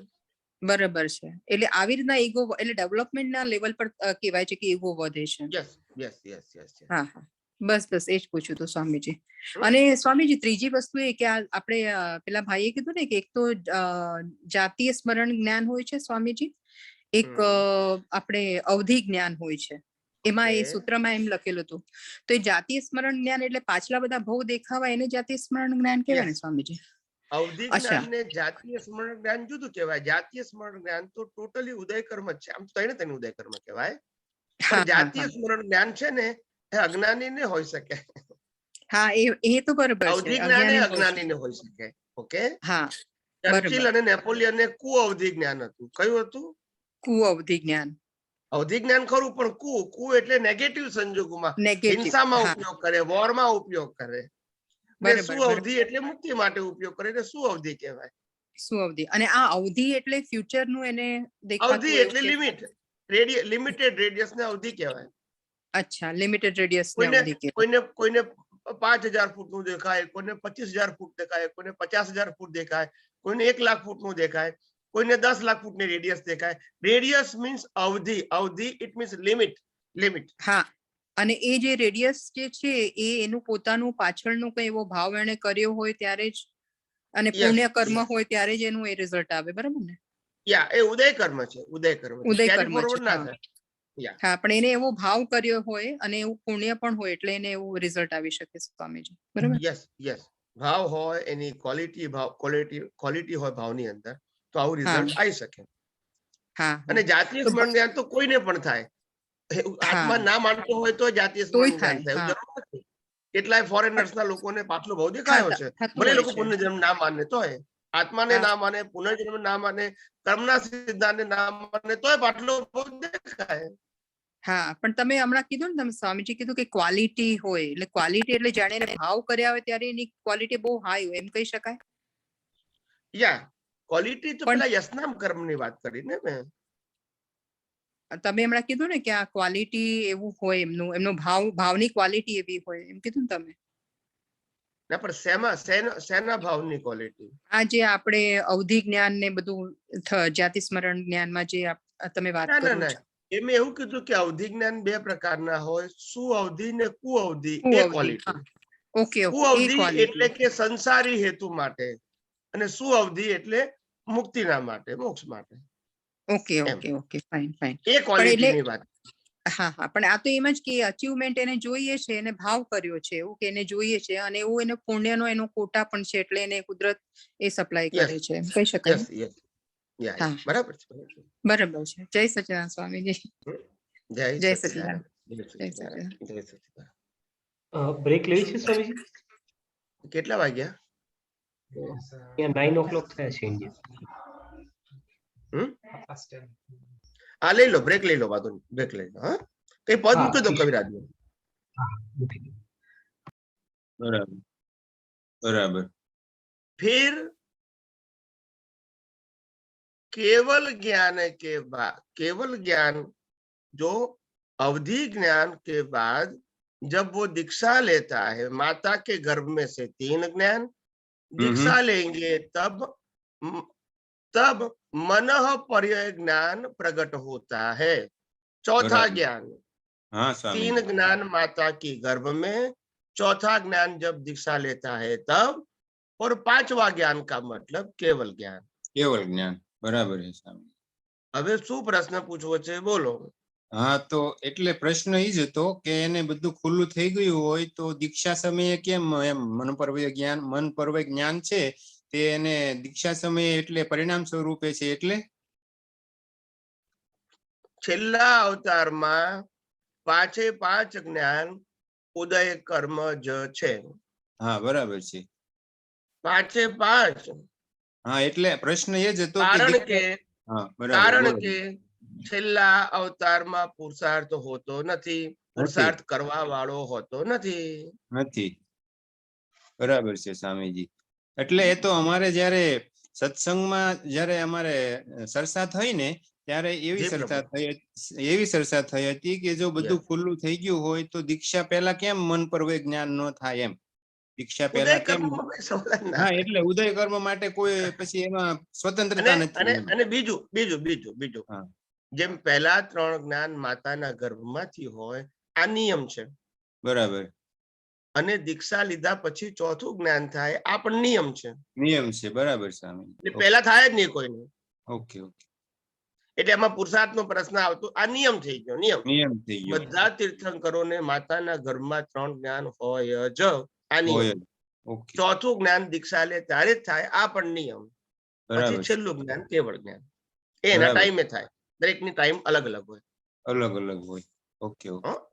પણ હા, પાંચે પાંચ ઉદય કર્મ જ, પુરુષાર્થ નહીં. પુરુષાર્થ નહીં. પહેલા 4 જ્ઞાન એ નિયમથી થાય અને પાંચમું જ્ઞાન એ એના ડ્યુ ડેટ થી થાય. ડ્યુ ડેટ થી થાય. ઓકે. એટલે કોઈને દીક્ષા લે અને કલાકમાં થાય, કોઈને દીક્ષા લે ને 25 વર્ષે થાય, દીક્ષા લે ને 100 વર્ષે થાય, જેવું આયુષ્ય અને જેવી ડ્યુ ડેટ. બરાબર છે સ્વામી. એમાં કોઈ ફિક્સ નિયમ નથી. નથી. ઓકે. સમજાયું? સમજાયું પ્રભુ? હા સ્વામીજી, હા, ઓકે ઓકે, સમજાઈ ગયું. Okay okay. બીજું કઈ પૂછવું છે? બસ બીજું કઈ નથી પૂછવું સ્વામીજી, મોસમ ને આપું. જય સચ્ચિદાનંદ સ્વામીજી. જય સચ્ચિદાનંદ, જય સચ્ચિદાનંદ. જય સચ્ચિદાનંદ. તારું રાગે પડ્યું કે ના પડ્યું? છું આશીર્વાદ આપે. આશીર્વાદ આપો તમે. બસ બસ, ના થઈ જશે, તારું કામ થઈ જશે. હા, થઈ જશે. હા. જય સચ્ચિદાનંદ. જય ખૂબ ખૂબ સચ્ચિદાનંદ. આશીર્વાદ મારા. હા. જય સચ્ચિદાનંદ. જય સચ્ચિદાનંદ પ્રભુ, કોટી કોટી જય વંદન. સચ્ચિદાનંદ. જય સચ્ચિદાનંદ. બોલો બોલો. બસ જય સચ્ચિદાનંદ. મને પ્રશ્નનો જય જવાબ તો સચ્ચિદાનંદ આવી ગયો છે, પણ ટેકનિકલી પ્રિન્સિપલી સેટિસ્ફેક્શન નથી એટલા માટે થતો કે ભાઈ આ ત્રણે ત્રણ જ્ઞાન જે છે ઉદય હા. કરવા માતાના ગર્ભમાંથી હોય, અને જે મન પર્ય જ્ઞાન દીક્ષા વખતે જ, તો દીક્ષા વખતે આવવું એ નિયમથી, એટલે દીક્ષા તો કેવળ જ્ઞાન નહીં લેતા હોય, ગણધર લેતા હોય, બધા લેતા હોય, બરાબર? તો બધાને એ રીતે Yes. થાય. ના ના ના, તીર્થંકરને જ ખાલી એવો, બાકી બધાને નિયમ નહીં.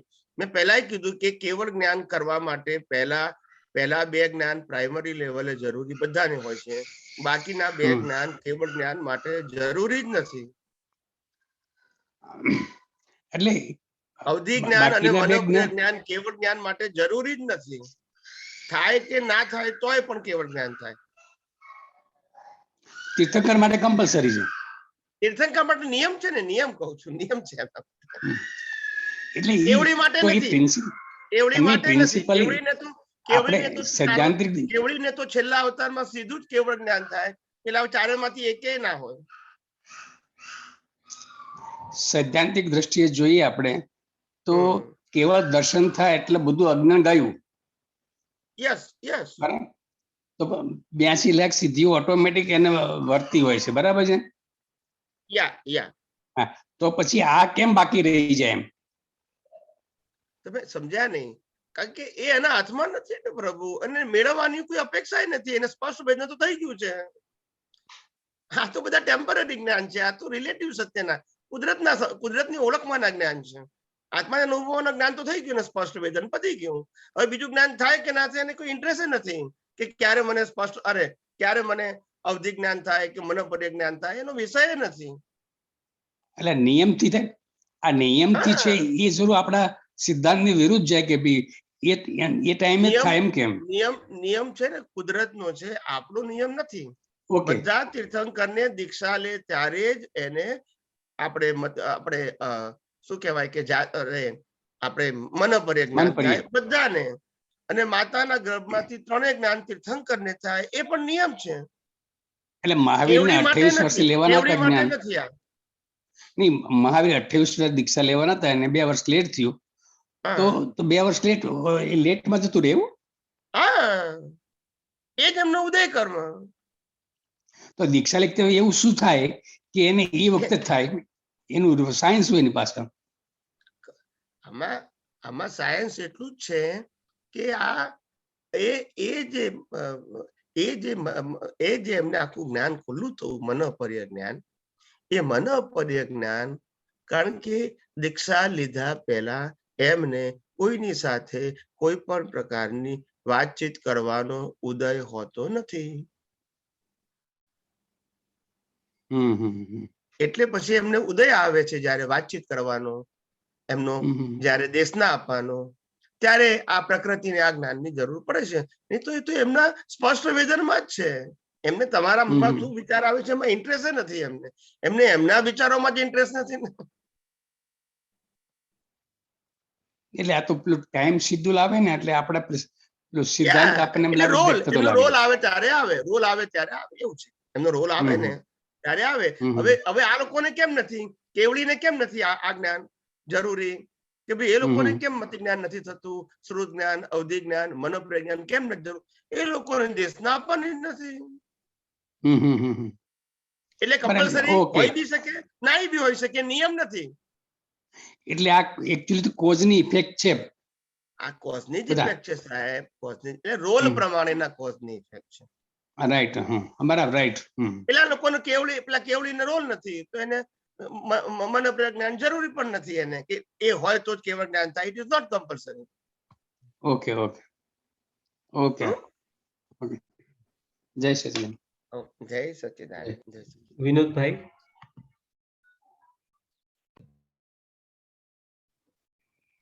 जय सच्चिदानंद स्वामी जी। जय सच्चिदानंद। जय सच्चिदानंद। मेरा कुछ तो क्वेश्चन का आंसर आ गया है, वो मुझे यही था कि अच्छा। भाई जो है एक तो कि भाई जो है जो तीर्थंकर को मुझे वो थोड़ा कंफ्यूजन था कि शायद सभी केवली को पहले दीक्षा का संयोग आता है, फिर जो उसके बाद मना पर्याय ज्ञान खुला होता है और फिर उसके बाद केवल ज्ञान होता है। लेकिन आपने जो बताया कि भाई जो है केवली को जरूरी नहीं है कि भाई जो है माता के गर्भ से बाकी 3 ज्ञान हो, और जरूरी नहीं है कि उनको बिल्कुल जरूरी नहीं। मन पर्याय ज्ञान भी हो। ओके, Yes, लेकिन yes, स्पष्ट yes। वेदन उनको भी माता के गर्भ से ही होगा। वो तो स्पष्ट वेदन तो वो तो एक्सपीरियंस की बात है ना। राइट, ये ज्ञान है, वो ये स्पष्ट वेदन है। वेदन तो सबको इक्वल होगा, तीर्थंकर भी रहेगा, केवली को भी वही रहेगा, सेम सेम। जी जी।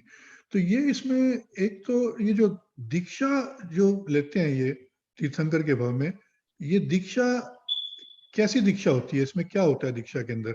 और सभी जो तीर्थंकर दीक्षा लेते हैं वो एक ही प्रकार की दीक्षा होती है? और एक तो दीक्षा के बारे में बताइए, और दीक्षा इम्पोर्टेंट क्यों है फाइनल उसके अंदर, कि सबके तीर्थंकर के अंदर केवल ज्ञान से पहले सबको दीक्षा का संयोग आता ही है, ऐसा इसका दीक्षा का क्या इम्पोर्टेंस है? सो तीर्थंकर भगवान और केवली में डिफरेंस क्या है? केवली मार्ग को बताने वाला नहीं है, तीर्थंकर मार्ग को बताने वाले हैं। They inspire to the people in a future. So he is an example. उनकी लाइफ एग्जाम्पल होती है। That is the only reason. Otherwise केवली तो संसारी अवस्था में भी केवल ज्ञान होता है। Doesn't matter कि उनको केवल दीक्षा लिया है, doesn't matter, not required। मगर तीर्थंकर तो क्या, तीर्थंकर तीर्थ की स्थापना करते हैं और एक हजारों लोगों को वो पाथ देके जाते हैं। ये उनका ऐसा निमित्त है, निमित्त के रूप में है। तो ऐसा है, उनको केवली के लिए नहीं है। ओके। तो दीक्षा तो ये ऐसा एग्जाम्पल होता है, ऐसा एग्जाम्पल होता है कि उनको जब मार्ग की स्थापना करना है तो मार्ग की स्थापना तब होती है, पहले एक साधु चाहिए, साध्वी चाहिए, फिर श्रावक और श्राविका, ये 4 होगा तभी चतुर्विध संघ की स्थापना करेंगे। उसके बाद धीरे धीरे मार्ग के अंदर सभी चीजें बताई जाएगी, या साधुओं को क्या करना है, साध्वी को क्या करना है, श्रावक को क्या करना है, श्राविका को क्या करना है। जैसे जैसे भगवान को प्रश्न करते जाएंगे, भगवान उसके उत्तर देते जाएंगे। इस प्रकार से मार्ग की स्थापना हो जाती है। केवली को नहीं करना है, केवली को ये नहीं करना है। सभी तीर्थंकर की दीक्षा एक ही प्रकार की होती है? दीक्षा तो एक निमित्त होता है, मगर वो उनका सेलिब्रेशन देवी देवता ही करते हैं। All management is done by the devi devta, god and goddesses. Human तो खाली निमित्त होते हैं। तो उसमें दीक्षा में क्या होता है? और तीर्थंकर का कोई गुरु नहीं होता है, गुरु दीक्षा नहीं देते, वो स्वयंभू होते हैं। तो दीक्षा में क्या होता है इनकी, तीर्थंकर की दीक्षा के अंदर एक प्रोसेस होती है कि घर बार परिवार से मुक्त हो जाते हैं विथ सेलिब्रेशन, दैट्स इट। मगर व्यवहार में दीक्षा होती है, वहां गुरु शिष्य होता है। तीर्थंकर के कोई गुरु नहीं होते, स्वयं वो निकल जाते हैं।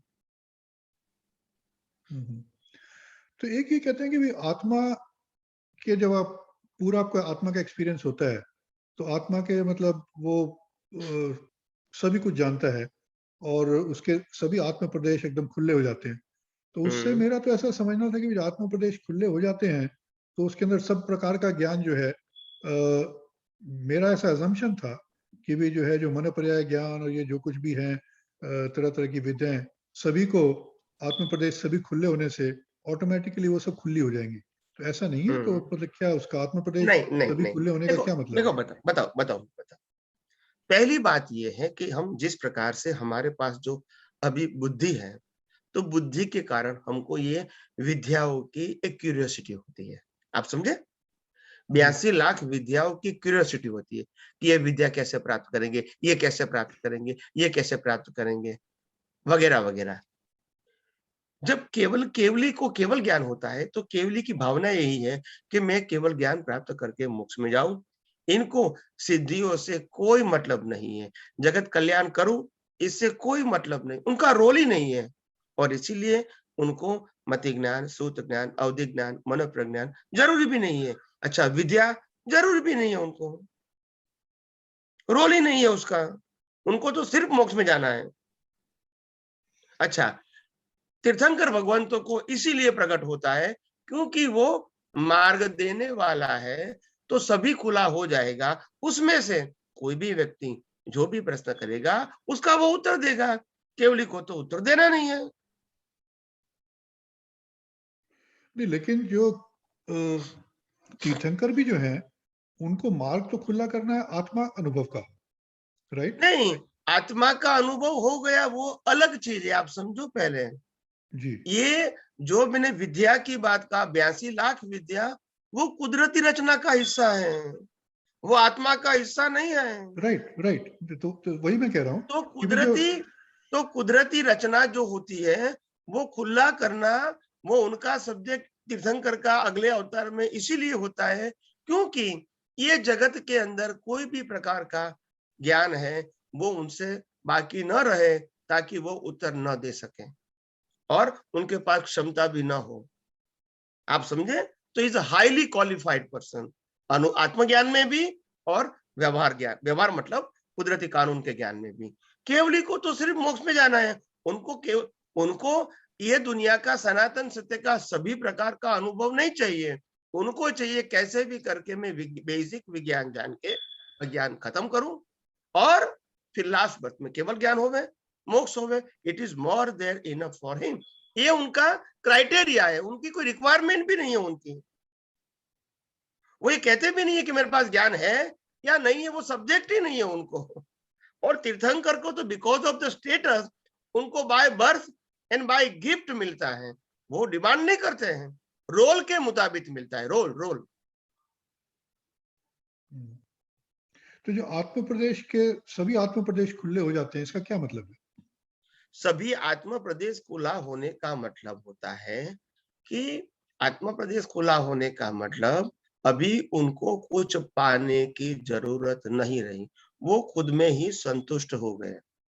जो सनातन सुख प्राप्ति का जो उनका गोल था, वो केवल ज्ञान होते ही वो गोल खत्म हो गया। That's it. उनको दुनिया जानना है या तो 82 लाख विद्याओं का रहस्य जानना है, वो इंटरेस्ट न अगले अवतार में था न लास्ट अवतार में था। That's it. उनका सब्जेक्ट नहीं था, न पहले था न बाद में था। कि मेरा ऐसा मानना था, ऑब्वियसली गलत था, कि भाई जो है ये जो हम तरह तरह की विद्याएं हैं, ये हमारे अंदर सबके अंदर पड़ी हुई हैं, लेकिन वो खुली नहीं होती हैं क्योंकि हमारी आत्मा प्रदेश के ऊपर आवरण है और हमारा अहंकार है और बुद्धि की समझ ठीक नहीं थी। लेकिन जैसे जैसे आत्मा के प्रदेश खुले होते जाएंगे और आत्मा का प्रकाश पूरा निरावरण होगा, तो उस वैसा होने से अंदर जो विद्याएं पड़ी हुई हैं, अंदर तरह तरह का जो भौतिक जगत का जो ज्ञान अंदर पड़ा हुआ है, वो ऑटोमेटिकली खुला हो जाएगा, ऐसा मेरा मानना है। हाँ, अभी बताओ। नहीं, आपकी सोच में कहा इनकरेक्ट है, वो बता देता हूँ। पहली बात यह है कि आत्मा के अंदर एक भी विद्या का ज्ञान नहीं है, एक भी विनाशी अवस्थाओं का ज्ञान नहीं है, और ऐसी कुदरत की विद्याओं का ज्ञान भी आत्मा में नहीं है। वो तो कुदरत में था, कुदरत में है, कुदरत के पास है और कुदरत के पास रहेगा, मगर इसको सिर्फ अनकवर होता है because of is duty, but not require for. केवल ज्ञान के लिए कंडीशन नहीं है कि ये दुनिया के ब्रह्मांड का रहस्य उनको खुला होना चाहिए। हाँ, कौन सा खुला होना चाहिए? जिसके आधार से उसका अज्ञान टिका हुआ है, वो अज्ञान मिटाने का साइंस उसके पास खुला होना चाहिए। That's it. बाकी सब रहस्य उनको जानने की आवश्यकता केवली को नहीं है, जरूरत भी नहीं है उनको। तो जरूरत तीर्थंकर के स्टेटस को है, और इसीलिए उनको बाय बर्थ मिलता है गिफ्ट के रूप में। फिर भी उनको इंटरेस्ट तो नहीं है, मगर वो जैसे भगवान महावीर ने गोसालक को विद्या बताई थी, तेजोलेशिया, उनके पास शीतलेशिया विद्या भी थी। कहने का मतलब ये है कि भगवान के पास है, मतलब उनका खुला हुआ है। विद्या तो ब्रह्मांड में ही है, मगर उसके ज्ञान में खुला हो गया है, तो वो किसी को बता सकते हैं। ये उसका रोल भी लेकर आए हैं।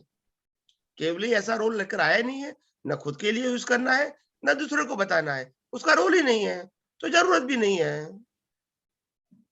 ओके, हम्म? ठीक है। तो मतलब केवल ज्ञान का भौतिक विद्या से कोई कोई वो मतलब लेना नहीं देना है, नहीं। ओके, कोई मतलब नहीं है, मतलब ही नहीं है। आप देखो, जो ज्ञान जड़ अवस्थाओं से जुड़ा हुआ है, सिंपल, जो ज्ञान का उपयोग मन वचन काया और मन वचन काया से होता है और मन वचन काया के लिए होता है, वो ज्ञान को आत्मा को जरूरत ही नहीं है। जरूरत ही नहीं है उनको, नॉट नेसेसरी। प्रकृति के रूप में हो सकता है, किसी को हो सकता है, नहीं हो सकता है, आता है चला जाता है, हो सकता है, मगर उससे कोई मतलब नहीं है। आत्मा से कोई मतलब नहीं। तो मतलब भौतिक संसार के अंदर किसी व्यक्ति का कोई भी स्टेटस नहीं हो, किसी तरह का कुछ नहीं हो, उसको भी केवल ज्ञान हो सकता है। और केवल ज्ञान के बाद भी उसका कोई स्टेटस नहीं हो फिजिकल जगत के अंदर, तो भी वैसा हो सकता है, राइट? केवल ज्ञान में स्टेटस की जरूरत है ही नहीं। ओके, केवल ज्ञान का मतलब होता है एक्चुअली स्टेटसलेस। व्यवहार में कोई स्टेटस उदय कर्म के अधीन हो भी सकता है, नहीं भी हो सकता है, डजंट ओके, मैटर। वो साधु भी नहीं होता है, आचार्य नहीं होगा, उपाध्याय भी नहीं होगा, तीर्थंकर भी नहीं होगा, तो भी केवल ज्ञान होगा। जैसे जैन समाज, जैन शास्त्रों में एग्जाम्पल है, लग्न की चौरी में केवल ज्ञान हुआ, नटका नाच करते करते केवल ज्ञान हुआ। अभी कौन सा स्टेटस था बताइए मेरे को। ये एग्जाम्पल है, ये मेरा बनाया हुआ नहीं है, मैं शास्त्रों की बात करता हूँ। जी। तो इसीलिए केवल ज्ञान के लिए कोई स्टेटस जरूरत नहीं, इट इज नॉट कंपल्सरी। वो वर्ड यूज करते हैं ना, केवल भगवंत, तो केवली भगवंत जो यूज करते हैं, तो उससे हमको ऐसा, केवली भगवान मतलब जब अल्टीमेट ज्ञान हो गया तो भगवान शब्द तो लागू पड़ेगा ही ना भैया। राइट, लेकिन उसकी वजह से कैसा बॉडी होता को है कि नहीं, उसका बॉडी को नहीं लागू होगा, Right. आत्मा को लागू होगा। लेकिन उस भगवान शब्द की वजह से ऐसा लगता है कि शायद उनका कोई स्पेशल स्टेटस नहीं नहीं भी कुछ नहीं, होगा। नहीं, ये तो कॉमन है। सभी केवलियों को केवली भगवान बोलते हैं, सभी केवलियों, ऑल। ओके, जय सच्चिदानंद। जय सच्चिदानंद, जय सच्चिदानंद। ईशान भाई। जय सच्चिदानंद स्वामीजी। जय सच्चिदानंद। સ્વામીજી તમારા જ્ઞાનમાંથી આગળ તો વધાય છે, અમુક વાર સ્લીપ થઈ જવાય છે, એટલે પ્રકૃતિ અમુક વાર સંજોગોમાં ભળી જાય પ્રતિષ્ઠિતાત્મા, તો ખ્યાલ તો આવે કે ભળી ગયો, તો હવે સ્વામીજી આગળનું સ્ટેપ કયું કે હું હજી આગળ વધી શકું? અને પ્રશ્ન તો ઘણા બધા પ્રશ્ન તો છે, પણ હવે એવું લાગે કે આવરણ એવું નડે છે કે હું પૂછી નહીં શકતો સ્વામીજી, એટલે તમે આશીર્વાદ એવા આપો કે સંજોગો જ્યાંથી અટક્યો ત્યાંથી હું આગળ વધુ સ્વામીજી. ના, મારા તો આશીર્વાદ છે જ કે તમે ખૂબ ખૂબ આગળ વધો, અને આ વિજ્ઞાન જ તમને, આ સૈદ્ધાંતિક વિજ્ઞાન જ તમને તમારા પ્રશ્નોનું બધું સમાધાન આપી દે, એવો અમારો ભાવ છે, સમજાય છે? પણ છતાંય તમને કોઈ કન્ફ્યુઝન હોય અને અનસોલ્વ હોય તો તમે મને પૂછી શકો છો, ડોન્ટ વરી. કન્ફ્યુઝન શું છે સ્વામી એ સમજી નહીં શકતો, એટલે છૂટવાની ભાવના તો બોલે છે પૂછવું, પણ શું ક્વેશ્ચન પૂછવું એ ખ્યાલ નહીં આવતો, એટલે એ આવરણ શું એ ખબર નહીં પડતી સ્વામી, કે રીતે પૂછવું પ્રશ્ન શું એ ખ્યાલ નહીં. બરાબર છે, બરાબર છે. એટલે એક ભાઈએ મને પૂછેલું, એક ભાઈએ મને વર્ષો પહેલા પ્રશ્ન પૂછેલો કે સ્વામીજી મને પ્રશ્ન તો બહુ છે, પણ પ્રશ્ન કઈ રીતે કરવા એની પણ શક્તિ આપો.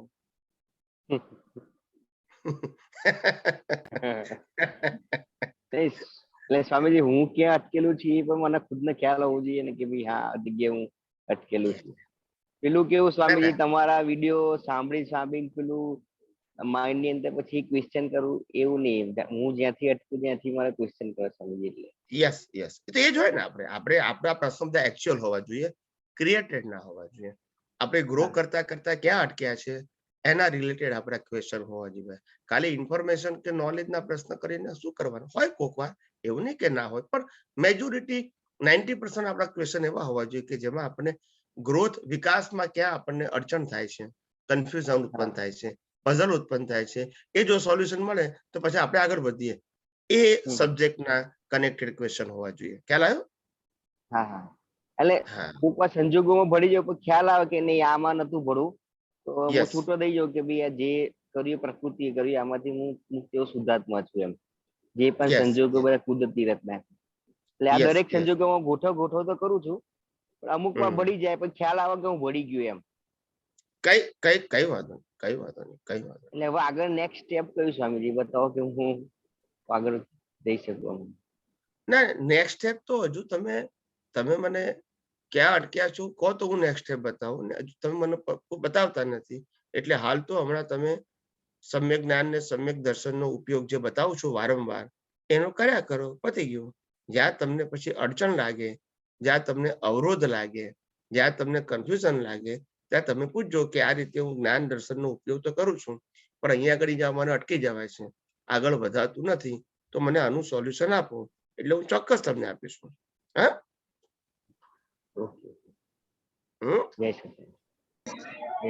જય સચ્ચિદાનંદ. જય સચ્ચિદાનંદ.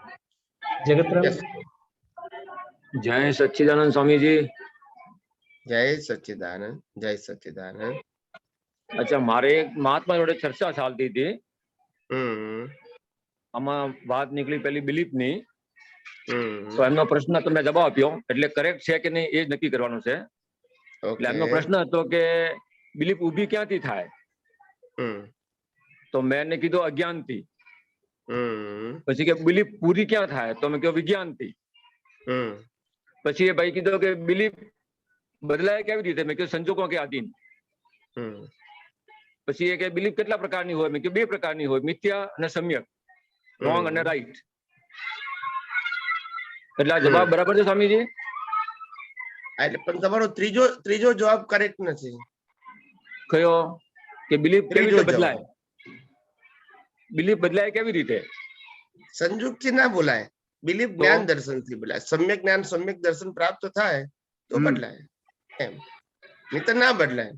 બરાબર બરાબર. સંજોગ તો બધાને જ પ્રાપ્ત થાય. સંજોગ તો બધાને જ પ્રાપ્ત થાય. એટલે રિલેટિવ માં સંજોગાદી પછી બદલાય પણ રોંગ બદલાય પછી. હા, એટલે એટલા માટે કીધું ને, એટલે કે આપણે ત્યારે બદલાય એટલે આપણે મુક્તિના માટેનો સંદર્ભ હોય આપણો.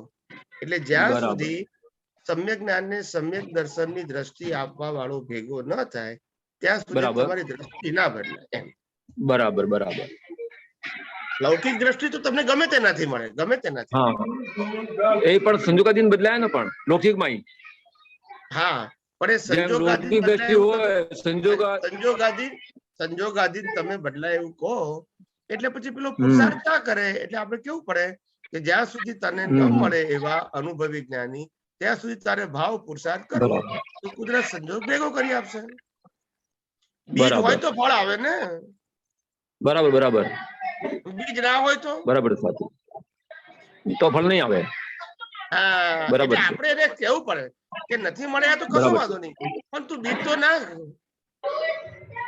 બીજો સ્વામીજી મારા તમે અનુભવ કેવું છે કે હમણાં મારે એવી ટેવ પડી ગઈ છે, તમારો સત્સંગ રોજ હું નહીં સાંભળું. સવારમાં ટીવીમાં તો આવે છે હરિયંત ઉપર, તો એ ફાઇનલ છે. અને પછી બપોરે વરે મારે એક સત્સંગ ફરજિયાત સાંભળવું જ પડે. એટલે એક જાતનો નશો થઈ ગયો. પછી સાંભળતા ઊંઘ બી આવી જાય, પણ સાંભળવું પડે જ. સમજી ગયો. પછી નહીં તો એમ લાગે કે હું કઈક મતલબ કઈક અધૂરું લાગે. સમજી ગયો. ને અનુભવ બી બહુ સારા થાય છે. પછી જ્ઞાન સંજોગોમાં ઉપયોગ બી થાય છે. ને તમે જે આપ્યું ને કુદરતી રચના, કુદરતી કાનૂન, ને હું શુદ્ધ આત્મા છું. અમુક ટાઈમ દ્રષ્ટિ દોષ થતા હોય, કઈ રાગ દ્વેષ થતા હોય, હું શુદ્ધ આત્મા છું. આ બધું કુદરતી રચના છે. એ ન હોય મારો. બરાબર સ્વામીજી? યસ. જ્ઞાન સારું રહેશે બરાબર ન તો, ને પુરુષાર્થ બી થાય છે, ને ભાવના એ છે કે હવે જ્યાં સુધી કેવળ દર્શન નહીં થાય ત્યાં સુધી દરેક અવતારમાં જ્ઞાની પુરુષ ભેગા થાય ને એમનું સાનિધ્ય વધારે વધારે 70% અપ મળે. અનુભવી જ્ઞાની બોલવાનું. શું બોલવાનું? અનુભવી જ્ઞાની પુરુષ. સ્વામીજી અમદાવાદમાં આવી ગયા. શાસ્ત્ર જ્ઞાની ને જ્ઞાની કહેવાય, અનુભવી જ્ઞાની ખાસ. અનુભવી જ્ઞાની નો મતલબ થાય ઇન્ટેન્શન. ઇન્ટેન્ટ તમારો આશય શું છે? જ્ઞાની કેવા મળવા જોઈએ? અનુભવી. એમ ખ્યાલ આવ્યો? અનુભવી. બરાબર છે. સ્વામીજી અમદાવાદ ગાંધીનગર આવી ગયા? ના, નથી. હું ડિસેમ્બરના એન્ડમાં આવીશ. ડિસેમ્બરના એન્ડમાં આવીશ. અચ્છા અચ્છા. સ્વામીજી આશીર્વાદ આપો ને કોટી કોટી વંદન આપને. જય સચ્ચિદાનંદ. ખૂબ પ્રગતિ કરો. હા, ખૂબ પ્રગતિ કરો. આનંદભાઈ. જય સચ્ચિદાનંદ સ્વામીજી. જય સચ્ચિદાનંદ. સ્વામીજી, મારે એક પ્રશ્ન એ સમજવો હતો ખાલી ક્લિયર કરવા માટે, એક સ્પષ્ટ વેદન અને કેવળ જ્ઞાન. સ્પષ્ટ વેદન માતાના ગર્ભમાં, સ્પષ્ટ વેદન લાસ્ટ જન્મમાં માતાના ગર્ભમાં થતું હોય છે, અને કેવળ જ્ઞાન જે છે એની ડ્યુ ડેટે થતું હોય છે. હવે સ્પષ્ટ વેદન અને કેવળ જ્ઞાન વચ્ચે ડિફરન્સ શું છે? એકચ્યુઅલી બંને આત્મા રૂપ જ છે, છેલ્લું અલ્ટિમેટ. બંને વચ્ચે ક્લિયર ડિફરન્સ શું છે? સ્પષ્ટ વેદન અને કેવળ જ્ઞાન વચ્ચે ડિફરન્સ ખાલી એટલો છે કે સ્પષ્ટ વેદન છે એટલે અજ્ઞાન રહિત દશાની અનુભૂતિ, એટલે આત્માની અનુભૂતિ. અને કેવળ જ્ઞાન એટલે કે આત્માની અનુભૂતિ કમ્પ્લીટ થઈ ગઈ, હવે કશું બાકી રહ્યું નહીં. પણ સ્પષ્ટ વેદનની અંદર આત્માનો અનુભવ એ કેવળ જ્ઞાન જેવો જ હોય છે, પણ ડ્યુ ડેટ ન હોવાથી સમયનો વિક્ષેપ થાય છે. સમય એટલે સેકન્ડનો 1000મો ભાગ. ઓકે, બરાબર. પણ એને 50 નથી કહેવાતી, એને ડ્યુ ડેટ કહેવાય છે. શું કહેવાય છે? Due date. હા. મેં હમણાં જ આજે લોટરીનો એક્ઝામ્પલ આપ્યો મેં આજે, તમે કદાચ સાંભળ્યો હશે. હા, એટલે હું થોડો લેટ જોઈન થયો સ્વામીજી. ઓકે ઓકે, કઈ વાત નહીં. બરાબર. એટલે એ જે અજ્ઞાનતા રહિત દશા જે હોય એ કન્ટિન્યુઅસ, એ સ્પષ્ટ વેદન, અને પછી પેલામાં અવિરત જે સ્થિતિ જળવાઈ રહે છે કેવળ જ્ઞાન થયા પછી તો કાયમનું. અને પેલામાં વચ્ચે ઇન્ટરપ્ટ આયા કરતું છે કેવળ જ્ઞાન અને સ્પષ્ટ વેદન. બહુ ઇન્ટરપ્ટ ના કહેવાય, કારણ કે સેકન્ડનો 1000મો ભાગ એટલે કશું જ ના કહેવાય, પણ સૈદ્ધાંતિક રીતે કહેવાય, પણ વ્યવહારથી ના બોલો તો ચાલે.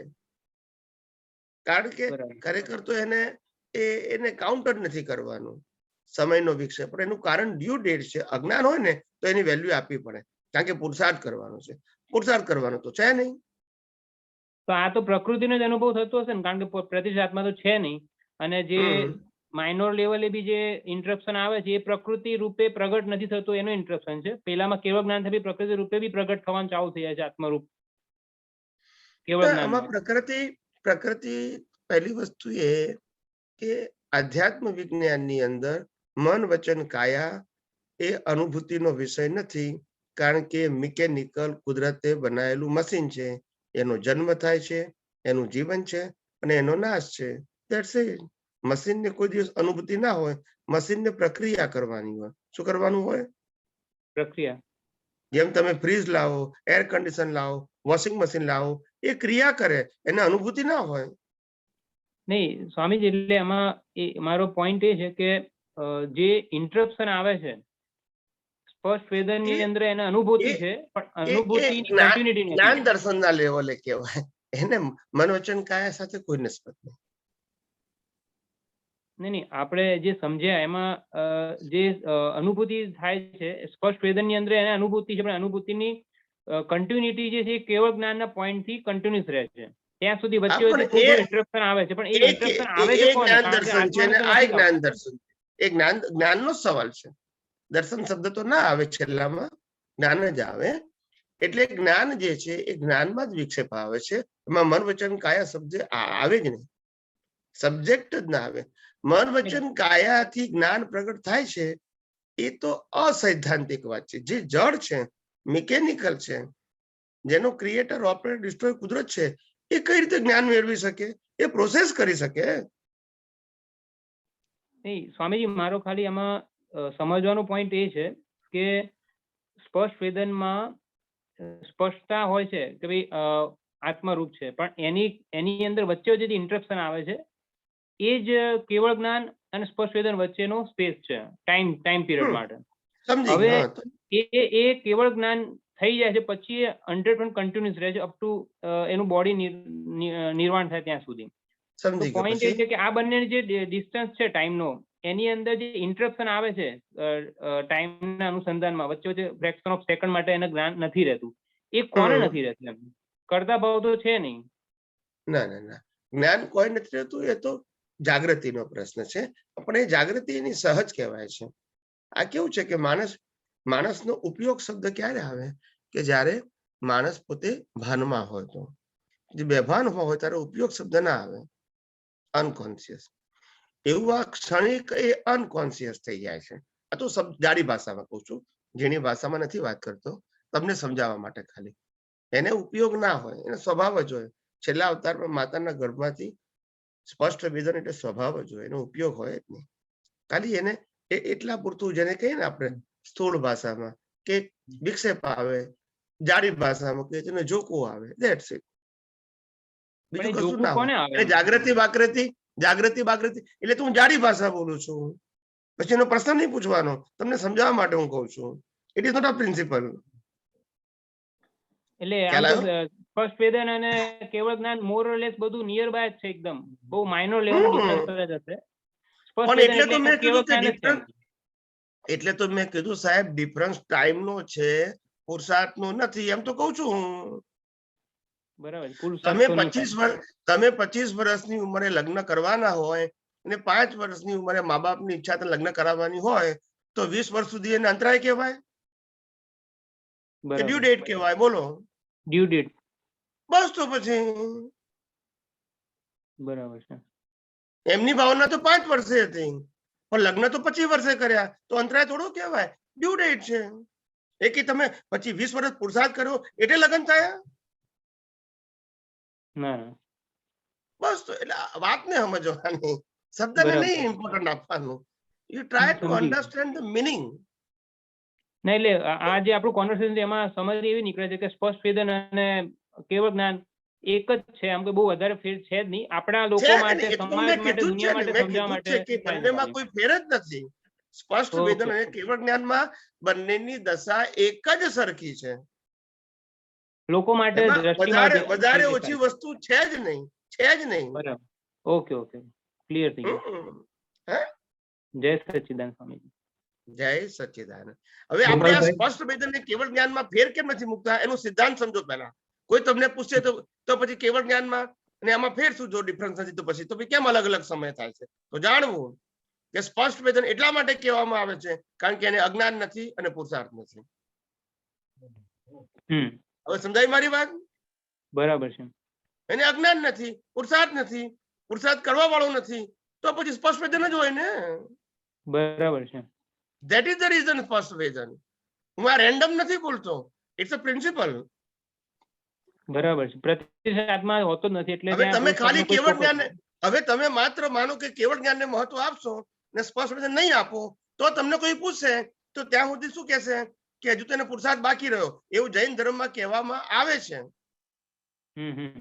કે કેવળ જ્ઞાન સુધી પુરુષાર્થ કરે છે. આવું પણ તમે સાંભળ્યું કે વાંચ્યું હશે. એમ આઈ રાઈટ? બરાબર છે. કાપવું પડે કારણ કે તમે સ્પષ્ટ વેદન ના સ્વીકાર્યું તો પુરુષાર્થ શબ્દ મૂકવો જ પડે અપ ટુ કેવળ જ્ઞાન. પણ એ અસૈદ્ધાંતિક વાત છે. છેલ્લા અવતારમાં પુરુષાર્થ મૂકો તો પછી કેવળ જ્ઞાન નક્કી છે કઈ રીતે કહેવાય? એટલે આ બધું એટલે કહું છું ને કે જે લોકોને શાસ્ત્ર જ્ઞાન છે એની પાસે રેન્ડમ આન્સર હોવાથી પછી આગળ તમને જવાબ નહીં આપે. બરાબર છે. આપણી પાસે અહીંયા વિજ્ઞાન છે, સિદ્ધાંત છે, કુદરતનો કાનૂન છે, એટલે આપણે જેમ છે તેમ કહીએ છીએ કે જેમાં કોઈ વિરોધાભાસ જ ના આવે. સાચી વાત છે. એટલે પેલામાં તમને એમ કે ક્રમિક માર્ગમાં કે ભગવાનને કેવળ જ્ઞાનના છેલ્લા સમય સુધી પુરુષાર્થ હતો, બરાબર છે? એવું જો તમને કહેવામાં આવે તો તમારે બીજો પ્રશ્ન પૂછવો જોઈએ કે કેવળ જ્ઞાન એ ડિસાઇડેડ છે કે પુરુષાર્થનું ફળ છે? ડિસાઇડેડ છે તો ડિસાઇડેડ તો પછી પુરુષાર્થ તો કેમ બોલ્યા? એ આવે જ નહીં ત્યાં આગળ. બરાબર. હા, પણ એ લોકોને બોલવું પડે કારણ કે સ્પષ્ટ વેદન ખબર નથી. બરાબર છે. એટલે સિદ્ધાંત નથી સમજ્યા, શાસ્ત્ર ઉપર ચાલે. મેઇન વસ્તુ એ જ ને તારે. હું એ તો ક્યારનો વાત કરું છું, એ લોકો સિદ્ધાંત નથી સમજ્યા. They have only theory but not principle. અને પ્રિન્સિપલ નથી એટલે લોકો બધા કન્ફ્યુઝ થઈ જાય જવાબ આપવામાં. જે ચોપડીમાં લખ્યું છે એ બોલી શકે, પણ જયારે કોઈ કાઉન્ટર ક્વેશ્ચન કરે તો આન્સર નથી એ લોકો પાસે. બરાબર છે. કેવળ જ્ઞાન ને સ્પષ્ટ વેદન એક જ છે અને માતાના ગર્ભથી જ અનુભવમાં આવી જાય એટલે કોઈ ઈશ્યુ નથી. બરાબર છે. એટલે આપણે જૈન આગમ ગણો કે ગમે તે ગણો, આપણે પહેલી વખત આ જગતમાં બહાર પાડ્યું કે લાસ્ટ બર્થમાં કોઈ પણ જીવને પુરુષાર્થ હોય નહીં અને માતાના ગર્ભમાંથી સ્પષ્ટ વેદન હોય. આ દુનિયાની કોઈ ચોપડીમાં નહીં હોય. સાચી વાત છે. પણ આપણે જે કીધું એની પાછળ કોઈનો આર્ગ્યુમેન્ટ એટલા માટે નથી કારણ કે બધું સિદ્ધ થઈ જાય છે. સિદ્ધાંત આધાર ઉપર છે બધું. હા, કારણ કે આપણે કીધું પુરુષાર્થ નથી, પ્રતિષ્ઠિત આત્મા નથી, અજ્ઞાન નથી, એટલે વાત પતી ગઈ ને. સ્પષ્ટ વેદન અને કેવળ જ્ઞાન બંને સરખું જ છે, ઇક્વલન્ટ છે બધું. બરાબર છે. That's it. હા, ઓકે, થેન્ક યુ. જય ગુરુ. જય સચ્ચિદાનંદ. ગોપાલભાઈ. જય સચ્ચિદાનંદ. જય સચ્ચિદાનંદ. બોલો બોલો. મારે આ બાકીના વિદ્યાઓ એ એમાં શું શું આવે એ ખાલી જાણવા ખાતર. વિદ્યા તો બધી 82 લાખ વિદ્યા હોય કુદરતની પાસે. બરાબર. આ કઈ રિલેટિવ નહીં, એટલે રિલેટિવ બાબતે બધી રિલેટિવ ને આત્મા માટે એક કામની નહીં. વ્યવહાર બધી પ્રકૃતિ માટે જ હોય વિદ્યા. કુદરતની બનાયેલી પણ પ્રકૃતિ માટે જ હોય, આત્મા માટે ના હોય. અને આત્માને જરૂર પણ નથી. 82 લાખમાંથી એકે વિદ્યાની આત્માને જરૂર નથી, પણ આત્માના પ્રકાશની હાજરીમાં ખાલી ખુલ્લી થાય છે. That's it. અને કોઈ વ્યક્તિ સાધના કરીને 1-2 સિદ્ધિઓ મેળવી પણ શકે છે, પણ સિદ્ધિઓ કુદરતની હતી, કુદરતની છે, કુદરતની પાસે જ રહેશે. પણ તમે એને પુરુષાર્થ કરીને એકાદ સિદ્ધિ મેળવી ઉપયોગ કરી શકો છો, પણ એ પ્રકૃતિ માટે જ કરાય, આત્મા માટે ના કરાય. સમજવા માટે કે બાકીના વિદ્યાને કઈ રીતે મતલબ વ્યવહારમાં કઈ રીતે એમ કોઈ એક્ઝામ્પલ રીતે વ્યવહારમાં કઈ રીતે? ધારો કે મને અવધિ જ્ઞાન થયું હોય તો મને અમુક રેડિયસ નું દેખાય કે શું બને છે. કેવું મને પ્રજ્ઞાન થયું હોય તો મને તમારા વિચારો કેવા છે એ મને દેખાય. પછી મને મારી પાસે કોઈ એવી ધન્વંતરી દેવની સિદ્ધિ હોય તો હું બોલું કે તમે આમ કરજો તો તમને એ વસ્તુ કરો મટી જાય. બરાબર. એ સિદ્ધિ કહેવાય, નોલેજ નહીં. ચોપડીનું જ્ઞાન ના હોય. સિદ્ધિનો મતલબ ચોપડીનું જ્ઞાન નહીં, નેચરલ ગિફ્ટ. મને એસ્ટ્રોલોજી નું જ્ઞાન મને સિદ્ધ થઈ ગયું હોય તો કોઈ મને પૂછે કે સાહેબ હવે આ મારી મુશ્કેલી એનો સોલ્વ ક્યારે થશે, તો હું કહું કે આ તારીખે આટલા વાગે તારું સોલ્વ થઈ જશે. કેમ? મને દેખાય છે. હું ચોકડીઓ પાડતો નથી. મને સિદ્ધિ છે, નોલેજ નથી ચોપડીનું. સમજાય છે મારી વાત? એટલે એને મેમરી ના સાથે જોડવાનું નહીં, એને ગિફ્ટ છે. જેવો પ્રશ્ન પૂછો તરત તમને જવાબ આપી દે કારણ કે એને દેખાય છે. હા, નોલેજ નથી. નોલેજ કોને હોય? ચોપડી વાળાને. તમે એને પૂછો કે ભાઈ આ મારે મુશ્કેલી છે, એનું સોલ્યુશન શું, તો તમને પૂછે તમારી જન્મ તારીખ કઈ, કેટલા વાગે જન્મ થયો હતો, કયા ગામમાં જન્મ થયો હતો, પછી તમારી કુંડળી બનાવે, પછી બધા ગ્રહો અંદર મૂકે, પછી તમારું મૂકે કે અત્યારે કેટલા વર્ષ થયા, હવે આનું લાઈફ કેટલું છે આ કર્મનું, એના આધારે તમને જવાબ આપે. એ સાચો પડે ને ખોટો પડે કારણ કે આ બધું એપ્રોક્સિમેટ છે, એને દેખાતું નથી. આ બધી થિયરી છે, બધું એપ્રોક્સિમેટ છે, એક્ઝેક્ટ હોઈ શકે નહીં. પણ પેલાને તો આ બધું પૂછવાનું નથી. પેલો તમે જેવો પ્રશ્ન પૂછો ફટ લઈને જવાબ આપે છે કારણ કે એને દેખાય છે. બીજું મારો પ્રશ્ન તો આ મનોપર્યાય જ્ઞાન નો હતો. છેલ્લા વર્ષમાં મનોપર્યાય જ્ઞાન થાય. ત્રણ જ્ઞાન તો એના માતાના ગર્ભમાં હોય અને ચોથું જ્ઞાન જયારે દીક્ષા લે તે વખતે મનોપર્યાય જ્ઞાન થાય. બરાબર છે. પણ આપણે આ તો આવે છે ને કે આ વિપરીત બુદ્ધિની શંકા છે પૂરતા ભેદી ચાલુ છે એટલે એ મન પ્રયોજન ના આવે સ્વામીજી? ના ના, મનોપર્ય જ્ઞાન છેલ્લા અવતારમાં હોય એવું જરૂરી નથી. ફૂલ ફોર્મમાં છેલ્લા અવતારમાં હોય. મનોપર્યાય જ્ઞાન આગલા અવતારમાં પણ કોઈને હોઈ શકે. જરૂર એને કેવળ જ્ઞાન સાથે લેવા દેવા નથી. મારો કહેવાનો મતલબ એમ છે.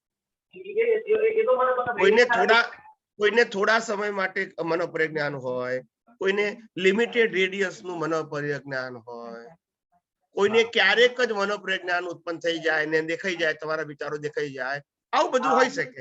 પણ એને કોઈ ઇમ્પોર્ટન્ટ આત્માની દ્રષ્ટિએ ઇમ્પોર્ટન્ટ નથી. હોય તોય નથી, ના હોય તોય નથી. લોકો મને છે એટલે તમને પણ થોડું રિલેટ પણ તમને પણ મનનું દેખાય પણ તમે ઉપયોગ નહીં લેતા. ના ના ના, કઈ એટલે આ બધું ઉદય કર્મ છે. ઉદય કર્મ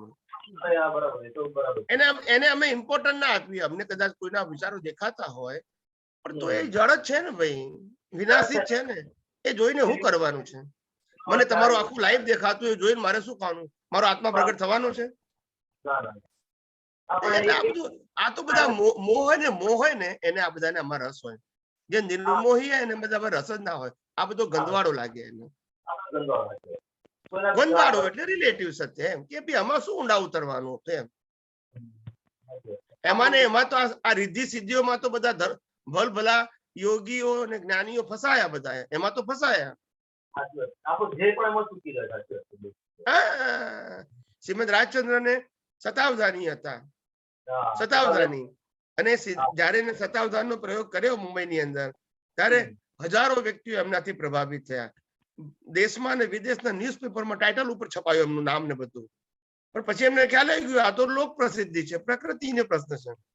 મારે તો કેવળ જ્ઞાન પ્રાપ્ત કરવું છે, આત્માનો અનુભવ કરવો છે. એમને સિદ્ધિ સમેટી લીધી, બંધ કરી નાખી. એ પ્રયોગ કર્યો જ નહીં એમને. એટલે જ્ઞાનીઓ જાગ્રત હોય. આ બધા પડે નહીં, આ બધા પડે નહીં. આ બધાને દબાઈ નાખે કે આની વેલ્યુ શું કરવાની હતી. આ તો જેને માન સન્માન જોઈતું હોય, પ્રતિષ્ઠા જોઈતી હોય, પદ બી જોઈતી હોય, પૈસા જોતા હોય, એના માટે છે. આપણે તો આત્માનો અનુભવ કરવો છે. આ બધો સબ્જેક્ટ અમારો નથી. That's it. જય ઘેર બધા મજામાં છે ને? અને આપણા રમણીકભાઈ ને કેમ છે? રમણીકભાઈ મુંબઈ લઈ ગયા. મુંબઈ એમના બની રહ્યા હતા, ત્યાં લઈ ગયા પણ તેમને આઈસીયુ દાખલ કર્યા છે. એની વાત સાંભળી છે. એમનો નંબર મારી પાસે નથી. એમને બેન બનીનો અને એમને ફોન કરી હું ઉપાડતા નથી. ઓકે કઈ વાત. જય સચ્ચિદાનંદ. જય સચ્ચિદાનંદ. હા સ્વામીજી, હવે કોઈ છે નહીં. હવે એક ખાલી પ્રશ્ન, હાજી એક પ્રશ્ન હું કરી લઉં. બોલો. હવે છેલ્લા અવતારની અંદર કેવળ જ્ઞાન થઈ ગયા પછીની સ્થિતિ અને કેવડી ભગવંત અને તીર્થંકર ભગવંત. તીર્થંકર ભગવંત છે એ જગત કલ્યાણનું ઉત્કૃષ્ટ નિમિત્ત લઈને આવ્યા છે. એટલે એમને જે કઈ બી ઉદયમાં આવે અને ઓન ધ સ્પોટ ઉદયમાં બી બોલવું પડે એ વસ્તુ. અને કેવડી ભગવંતને નેચરમાં અવેલેબલ 82 લાખ મિકેનિકલ પ્રોસેસ છે અને આપણે વિદ્યાઓ કહીએ છીએ. કેવડી ભગવંતને એ વિદ્યાઓ કહો કે ભાઈ મિકેનિકલ કુદરતમાં વર્તતી પ્રક્રિયાઓ એ ઝડપથી તો હશે જ. ભલે વ્યક્ત ના કરે કેવડી ભગવંત ઉદયમાં હોય, વ્યક્ત કરે ના કરે એ 2 નંબરની વસ્તુ છે. કારણ કે કેવળ જ્ઞાન પછી, હાજી, કેવળ જ્ઞાન પછી નેચર પૂરેપૂરું ખુલ્લું થઈ ગયેલું હોવું જોઈએ. એના કારણ કે હવે લાઈવ ઈગો જે અજ્ઞાન વાળો હતો એ છે નહીં. જો તમને હું કહું એટલે તમને એમાં કોન્સેપ્ટ સમજવાનો છે. સમજાવું તમે જે લોજિક થી મને પ્રશ્ન પૂછ્યો સમજી ગયો. હું તમને કયા એંગલ થી મને પ્રશ્ન પૂછ્યો છે હું તમને સાદી ભાષામાં સમજાવું કે આપણે શું કહીએ છીએ ત્યારે કે આત્મા અનંત જ્ઞાન વાળો છે, અનંત દર્શન વાળો છે, અનંત સુખ વાળો છે, અનંત શક્તિ વાળો છે. એવી ઘણી બધી શક્તિઓ આત્માની અંદર છે. કરેક્ટ? કરેક્ટ. ઓકે. હવે હું એવું કહેવા માંગુ છું કે જયારે આત્મા સિદ્ધ ક્ષેત્રમાં થાય છે ત્યારે આવી એક શક્તિઓ છે નહીં, જરૂર નથી. બરાબર છે. કારણ કે રોલ નથી. બરાબર છે. એટલે શક્તિ છે તો સબ્જેક્ટ, શક્તિ નથી તો કોઈ યુઝર નથી તો પછી હોય ના હોય નો શું મિનિંગ છે? નહીં, ખાલી મારો પ્રશ્ન એટલો જ છે, કેવળ જ્ઞાન પછીની જે દશા છે કેવડી ભગવંત અને તીર્થંકર ભગવંત, પછી એ ઇઝ ઇક્વલ ટુ સિદ્ધ જ છે પણ અત્યારે બોડી સાથે છે, ઓલું બોડી વગરનું છે. યસ હવે ખાલી જે કુદરતની અંદર અવેલેબલ જે બી મિકેનિકલ પ્રક્રિયાઓ છે જેને આપણે સ્થિતિઓ કહીએ એ કેવડીને ઝડપથી તો હોવી જ જોઈએ. ભલે વ્યક્ત એવું નથી નહીં, તમે સમજ્યા નહીં, તમે સમજ્યા નહીં. તમે બોલ્યા કે કેવડીને ભાઈ એ બધું જોઈ શકે, ઇન્ટરેસ્ટ ના હોય. હમણાં મેં વાત તો કરી પ્રભુજી. નહીં, એ ઇન્ટરેસ્ટ હોવો ના હોવો એ બધું ઉદયમાં ગયું, કારણ કે એ એવું નિમિત્ત લઈને આવ્યા હશે તો થશે. તો તીર્થંકરોને ઉદયમાં ઇન્ટરેસ્ટ લઈને આયા હોય, એટલે ઉદયમાં હા, એટલે હું પેલાને ઉદયમાં ઇન્ટરેસ્ટ જ લાગે, કારણ કે એને રોલ ભજવવો જ નથી, એવા ભાવમાં જ નથી. એ હું સમજી ગયો. ખાલી મારો પ્રશ્ન એટલો છે કે કેવડી ભગવંતોને બી કુદરત ત્યારે નેચર પૂરેપૂરું અનકવર જે નેચરમાં જે કે બી છે એ કેવડીને બી દેખાતું તો હોવું જોઈએ. નહીં દેખાતું, તમે સમજો મારી વાત, કે દેખાતું હોવું જોઈએ એવું તમે જે કહો છો ને, એ કેપેસિટી નો પ્રશ્ન નથી, રિક્વાયરમેન્ટ નો પ્રશ્ન છે. તમારો પ્રશ્ન કેપેસિટી ઉપર છે, મારો જવાબ રિક્વાયરમેન્ટ ઉપર છે. નહીં, રિક્વાયરમેન્ટ ના આધારે તો ઉદય છે અને એના આધારે પોસ્ટ છે, એ તો આપણે સ્વીકારીએ છીએ. એમ કહું છું, આપણે અમદાવાદ શહેરમાં રહીએ છીએ એટલે કોઈ પણ દુકાનમાંથી શોપિંગ કરી શકીએ, એ તમે કેપેસિટી નો કીધો. પણ હું કહું છું કે હું 5 દુકાન 6 દુકાન નથી જતો, એ મારી રિક્વાયરમેન્ટ થઈ ગઈ. મારે ગમે તે લેવું હોય તો 5 દુકાનમાંથી લઈ લઉં છું, બીજી દુકાનમાં મારે જરૂર નથી, તો એ મારી રિક્વાયરમેન્ટ છે. કેપેસિટી તો ગમે ત્યાંથી લેવાની છે, તો રિક્વાયરમેન્ટ નથી મારી. મારી ફૂલફિલ આ 5 જગ્યાએ થઈ જતી હોય તો 6ઠી જગ્યા હોવા છતાં જાણવાની મારે ક્યાં જરૂર છે? ઓકે, એટલે સબ્જેક્ટ મેં કીધું. શું કીધું? હું આમાં કેપેસિટી નો સવાલ નથી. કેવડી હોય એટલે બધી કેપેસિટી હોય જ ને, પણ રિક્વાયરમેન્ટ નથી. Y the use and Y the open. હા, બસ પ્રશ્ન ત્યાં છે ભાઈ, કેવળ જ્ઞાન છે એટલે કેવળ જ્ઞાનનું સ્ટેટસ બંને માટે ઇક્વલ છે. વ્યક્ત થવું એવું ઇક્વલ જ હોય, ઇક્વલ જ હોય, બંનેનું ઇક્વલ છે. કેપેસિટી અને જ્ઞાનની ક્ષમતા બંનેની સરખી છે, પણ રોલ જુદા હોવાથી ફિઝિકલ ફોર્મના આધારે એનો યુઝ જુદો હોય. પેલાને નથી, રોલ નથી તો યુઝ નથી. હા, એટલે એ તો વ્યક્ત કરવાના સંજોગો એ પ્રમાણે છે, એ તો ઓકે. એટલે તો મેં તમને કીધું, બંનેની અંદર જ્ઞાનની ક્ષમતામાં કોઈ ફેર નથી. રાઈટ, કોઈ ફેર નહીં. કેવડી હોય કે તીર્થંકર હોય, ખાલી રોલના આધારે જે ઉત્પન્ન થાય છે એ વ્યક્ત કરવાના સંજોગ બંને આટલો જ ફેર છે. બરાબર છે, એ સ્વીકાર છે. જેમ તમે માણસ છો અને તમારો ભાઈ માણસ છે, પણ તમારો ભાઈને પાનનો ગલ્લો ચલાવવાનો છો તે એ જ્ઞાનની જરૂર છે, અને તમે માણસ છો પણ તમે આટલું ભણેલા છો, તમારે પ્રોફેશનલ જ્ઞાનની જરૂર છે. પણ તમે બે જીવિતો રહ્યા જ છો અને તમે માણસ જ છો, પણ તમારો રોલ જુદો છે, એનો રોલ જુદો છે. ને રોલ જુદો હોય તો જ્ઞાન જુદું છે, જ્ઞાન જુદું હોય તો અનુભવ જુદો છે. રિલેટિવ સત્યની વાત કરું છું. એટલે આવી રીતે માણસ તરીકે તમે બંને એક જ છો, એઝ અ હ્યુમન. યસ, એટલે આના આધારે જ મેં કહ્યું કે ભાઈ છેલ્લા અવતારમાં કેવડી ભગવંતોને બી જે જ્ઞાન ઝળકે છે એ ભલે વ્યક્ત નથી થતું, પણ એમને ઝડક, એટલે હું ઝડકવાનો શબ્દ વાપર્યો.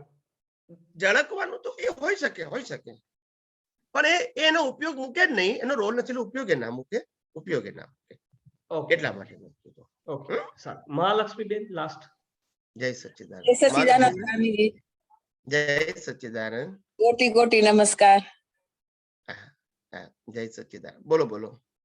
આ સ્વામીજી, મેં શ્રીમદ રાજચંદ્ર નું એવું વાંચ્યું હતું કે પહેલા દિવસે સ્કૂલમાં ગયા ત્યારે એને એકડો લખાવ્યો તો એને બધું આવડી ગયું, 11 સુધીના પાડા આવડી ગયા એને. ઓકે, તો એ નોલેજ કેરી ફોરવર્ડ થાય કે ડેવલપમેન્ટ થાય? તમે જે બોલ્યા ને નોલેજ, એ નોલેજ, આ નોલેજ છે ને એને રેકોર્ડેડ નોલેજ કહેવાય. શું કહેવાય? જેમ કોઈને નાની ઉંમરે 2-5 વર્ષે ગીતા આખી બોલી જાય, એ નોલેજ નથી, એ રેકોર્ડેડ છે. શું છે? ખાલી પ્લે કરે. એને ગીતા સમજાવતા ના આવડે પણ ભૂલી જાય, કંઠસ્થ લઈને આવ્યો છે ને. એવી રીતે. એટલે જ્ઞાની કોને કહેવાય? કે એને રેકોર્ડેડ નહીં, એને તો દર્શનમાં ખુલ્લું થઈ ગયું. અનુભૂતિ પેલા રેકોર્ડેડ ખાલી પ્લે કરે છે.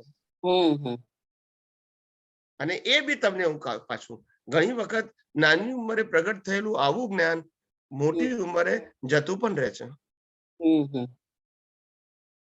ખ્યાલ આવ્યો? રિલેટિવ સત્ય છે ને, સનાતન સત્ય નથી. એટલે આપણે સાંભળ્યું હતું ને કે એવું તમારા સત્સંગમાં કે આપણે ડોક્ટર થયો હોય તો બીજા અવતારમાં એને ABCD એકડો બગડો શીખવા જવું પડે. હા, એટલે આવું એટલે કહું છું ને, આ રેકોર્ડેડ જ્ઞાન છે. આ ડિગ્રી આ એનું આ ફિલ્ડ નું નોલેજ નથી, રેકોર્ડ છે, એ પ્લે કરે છે. ધારો કે મારી પાસે ડોક્ટર ની ડિગ્રી ના હોય તો પણ મારી પાસે આયુર્વેદિક જ્ઞાન હોય તો હું કોઈને કહી શકું વગર ડિગ્રી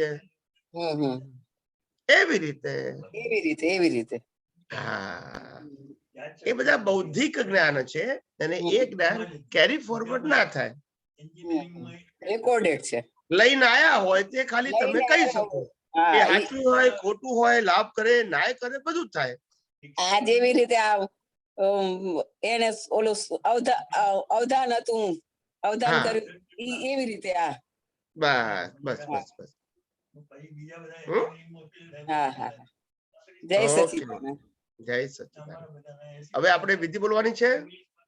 જયેશભાઈ રેઝ હેન્ડ કર્યો છે. જયેશભાઈ કંઈ પૂછવું છે? લાસ્ટ 2 મિનિટ, બોલો. 5 મિનિટ. ના, એક જ સેકન્ડ હતું કે 82 લાખ વિદ્યાની વાત હતી ને સાહેબજી. હા, એ ટૂંકમાં જાણવાનું એવું હતું કે કેવડીને પણ હોય અને તીર્થંકરને પણ હોય, પણ કેવડીનું ભાગ્યમાં બોલવાનું લખ્યું ના હોય અને પેલા અમને બોલવાનું લખ્યું હોય. એ તો ક્યારનો કહું છું કે હું રોલ શબ્દ બોલું છું. એટલે સીધી સાદી ભાષામાં આ પૂછવાનું હતું, બરાબર. અને એ અમે 3-4 જણાએ ડિસ્કસ કરેલું. હવે પાલીતાણા વાળા ડોક્ટર સાહેબ હમણાં મને ચાલુ લાઈને ડોલ્બી સાઉન્ડમાં બોલ્યા હતા. જો હું નતો કહેતો એ સાંભળી લેશે, સાંભળતા હોય તો મજા આવે. કઈ વાંધો નહીં, ચલો. જય સચિદાનંદ. જય સચિદાનંદ. હવે આપણે વિધિ સત્સંગ બહુ ક્વોલિટી વાળો થતો જાય છે કે 2 કલાક આપણને એમ થાય બેઠા રહી ગયા. બરાબર. જય સચિદાનંદ. જય સચિદાનંદ. હે અંતર્યામી પરમાત્મા, આપ દરેક જીવ માત્રમાં બિરાજમાન છો. આપ દરેક જીવ માત્રમાં બિરાજમાન છો. તેમજ મારામાં પણ બિરાજેલા છો. તેમજ મારામાં પણ બિરાજેલા છો. આપનું સ્વરૂપ તે જ મારું સ્વરૂપ છે. એ જ મારું સ્વરૂપ છે. મારું સ્વરૂપ શુદ્ધ આત્મા છે. હે શુદ્ધાત્મા ભગવાન, હું આપને અભેદ ભાવે અત્યંત ભક્તિપૂર્વક નમસ્કાર કરું છું. અજ્ઞાનતાએ કરીને અજાગૃતિએ કરીને દ્રષ્ટિ સંબંધી જે કઈ પણ દોષો થયા છે અને થાય છે તે સર્વ દોષોને આપની સમક્ષ જાહેર કરું છું. તેનો હૃદયપૂર્વક ખૂબ પસ્તાવો કરું છું. અને આપની પાસે ક્ષમા પ્રાર્થું છું. હે પ્રભુ, મને ક્ષમા કરો.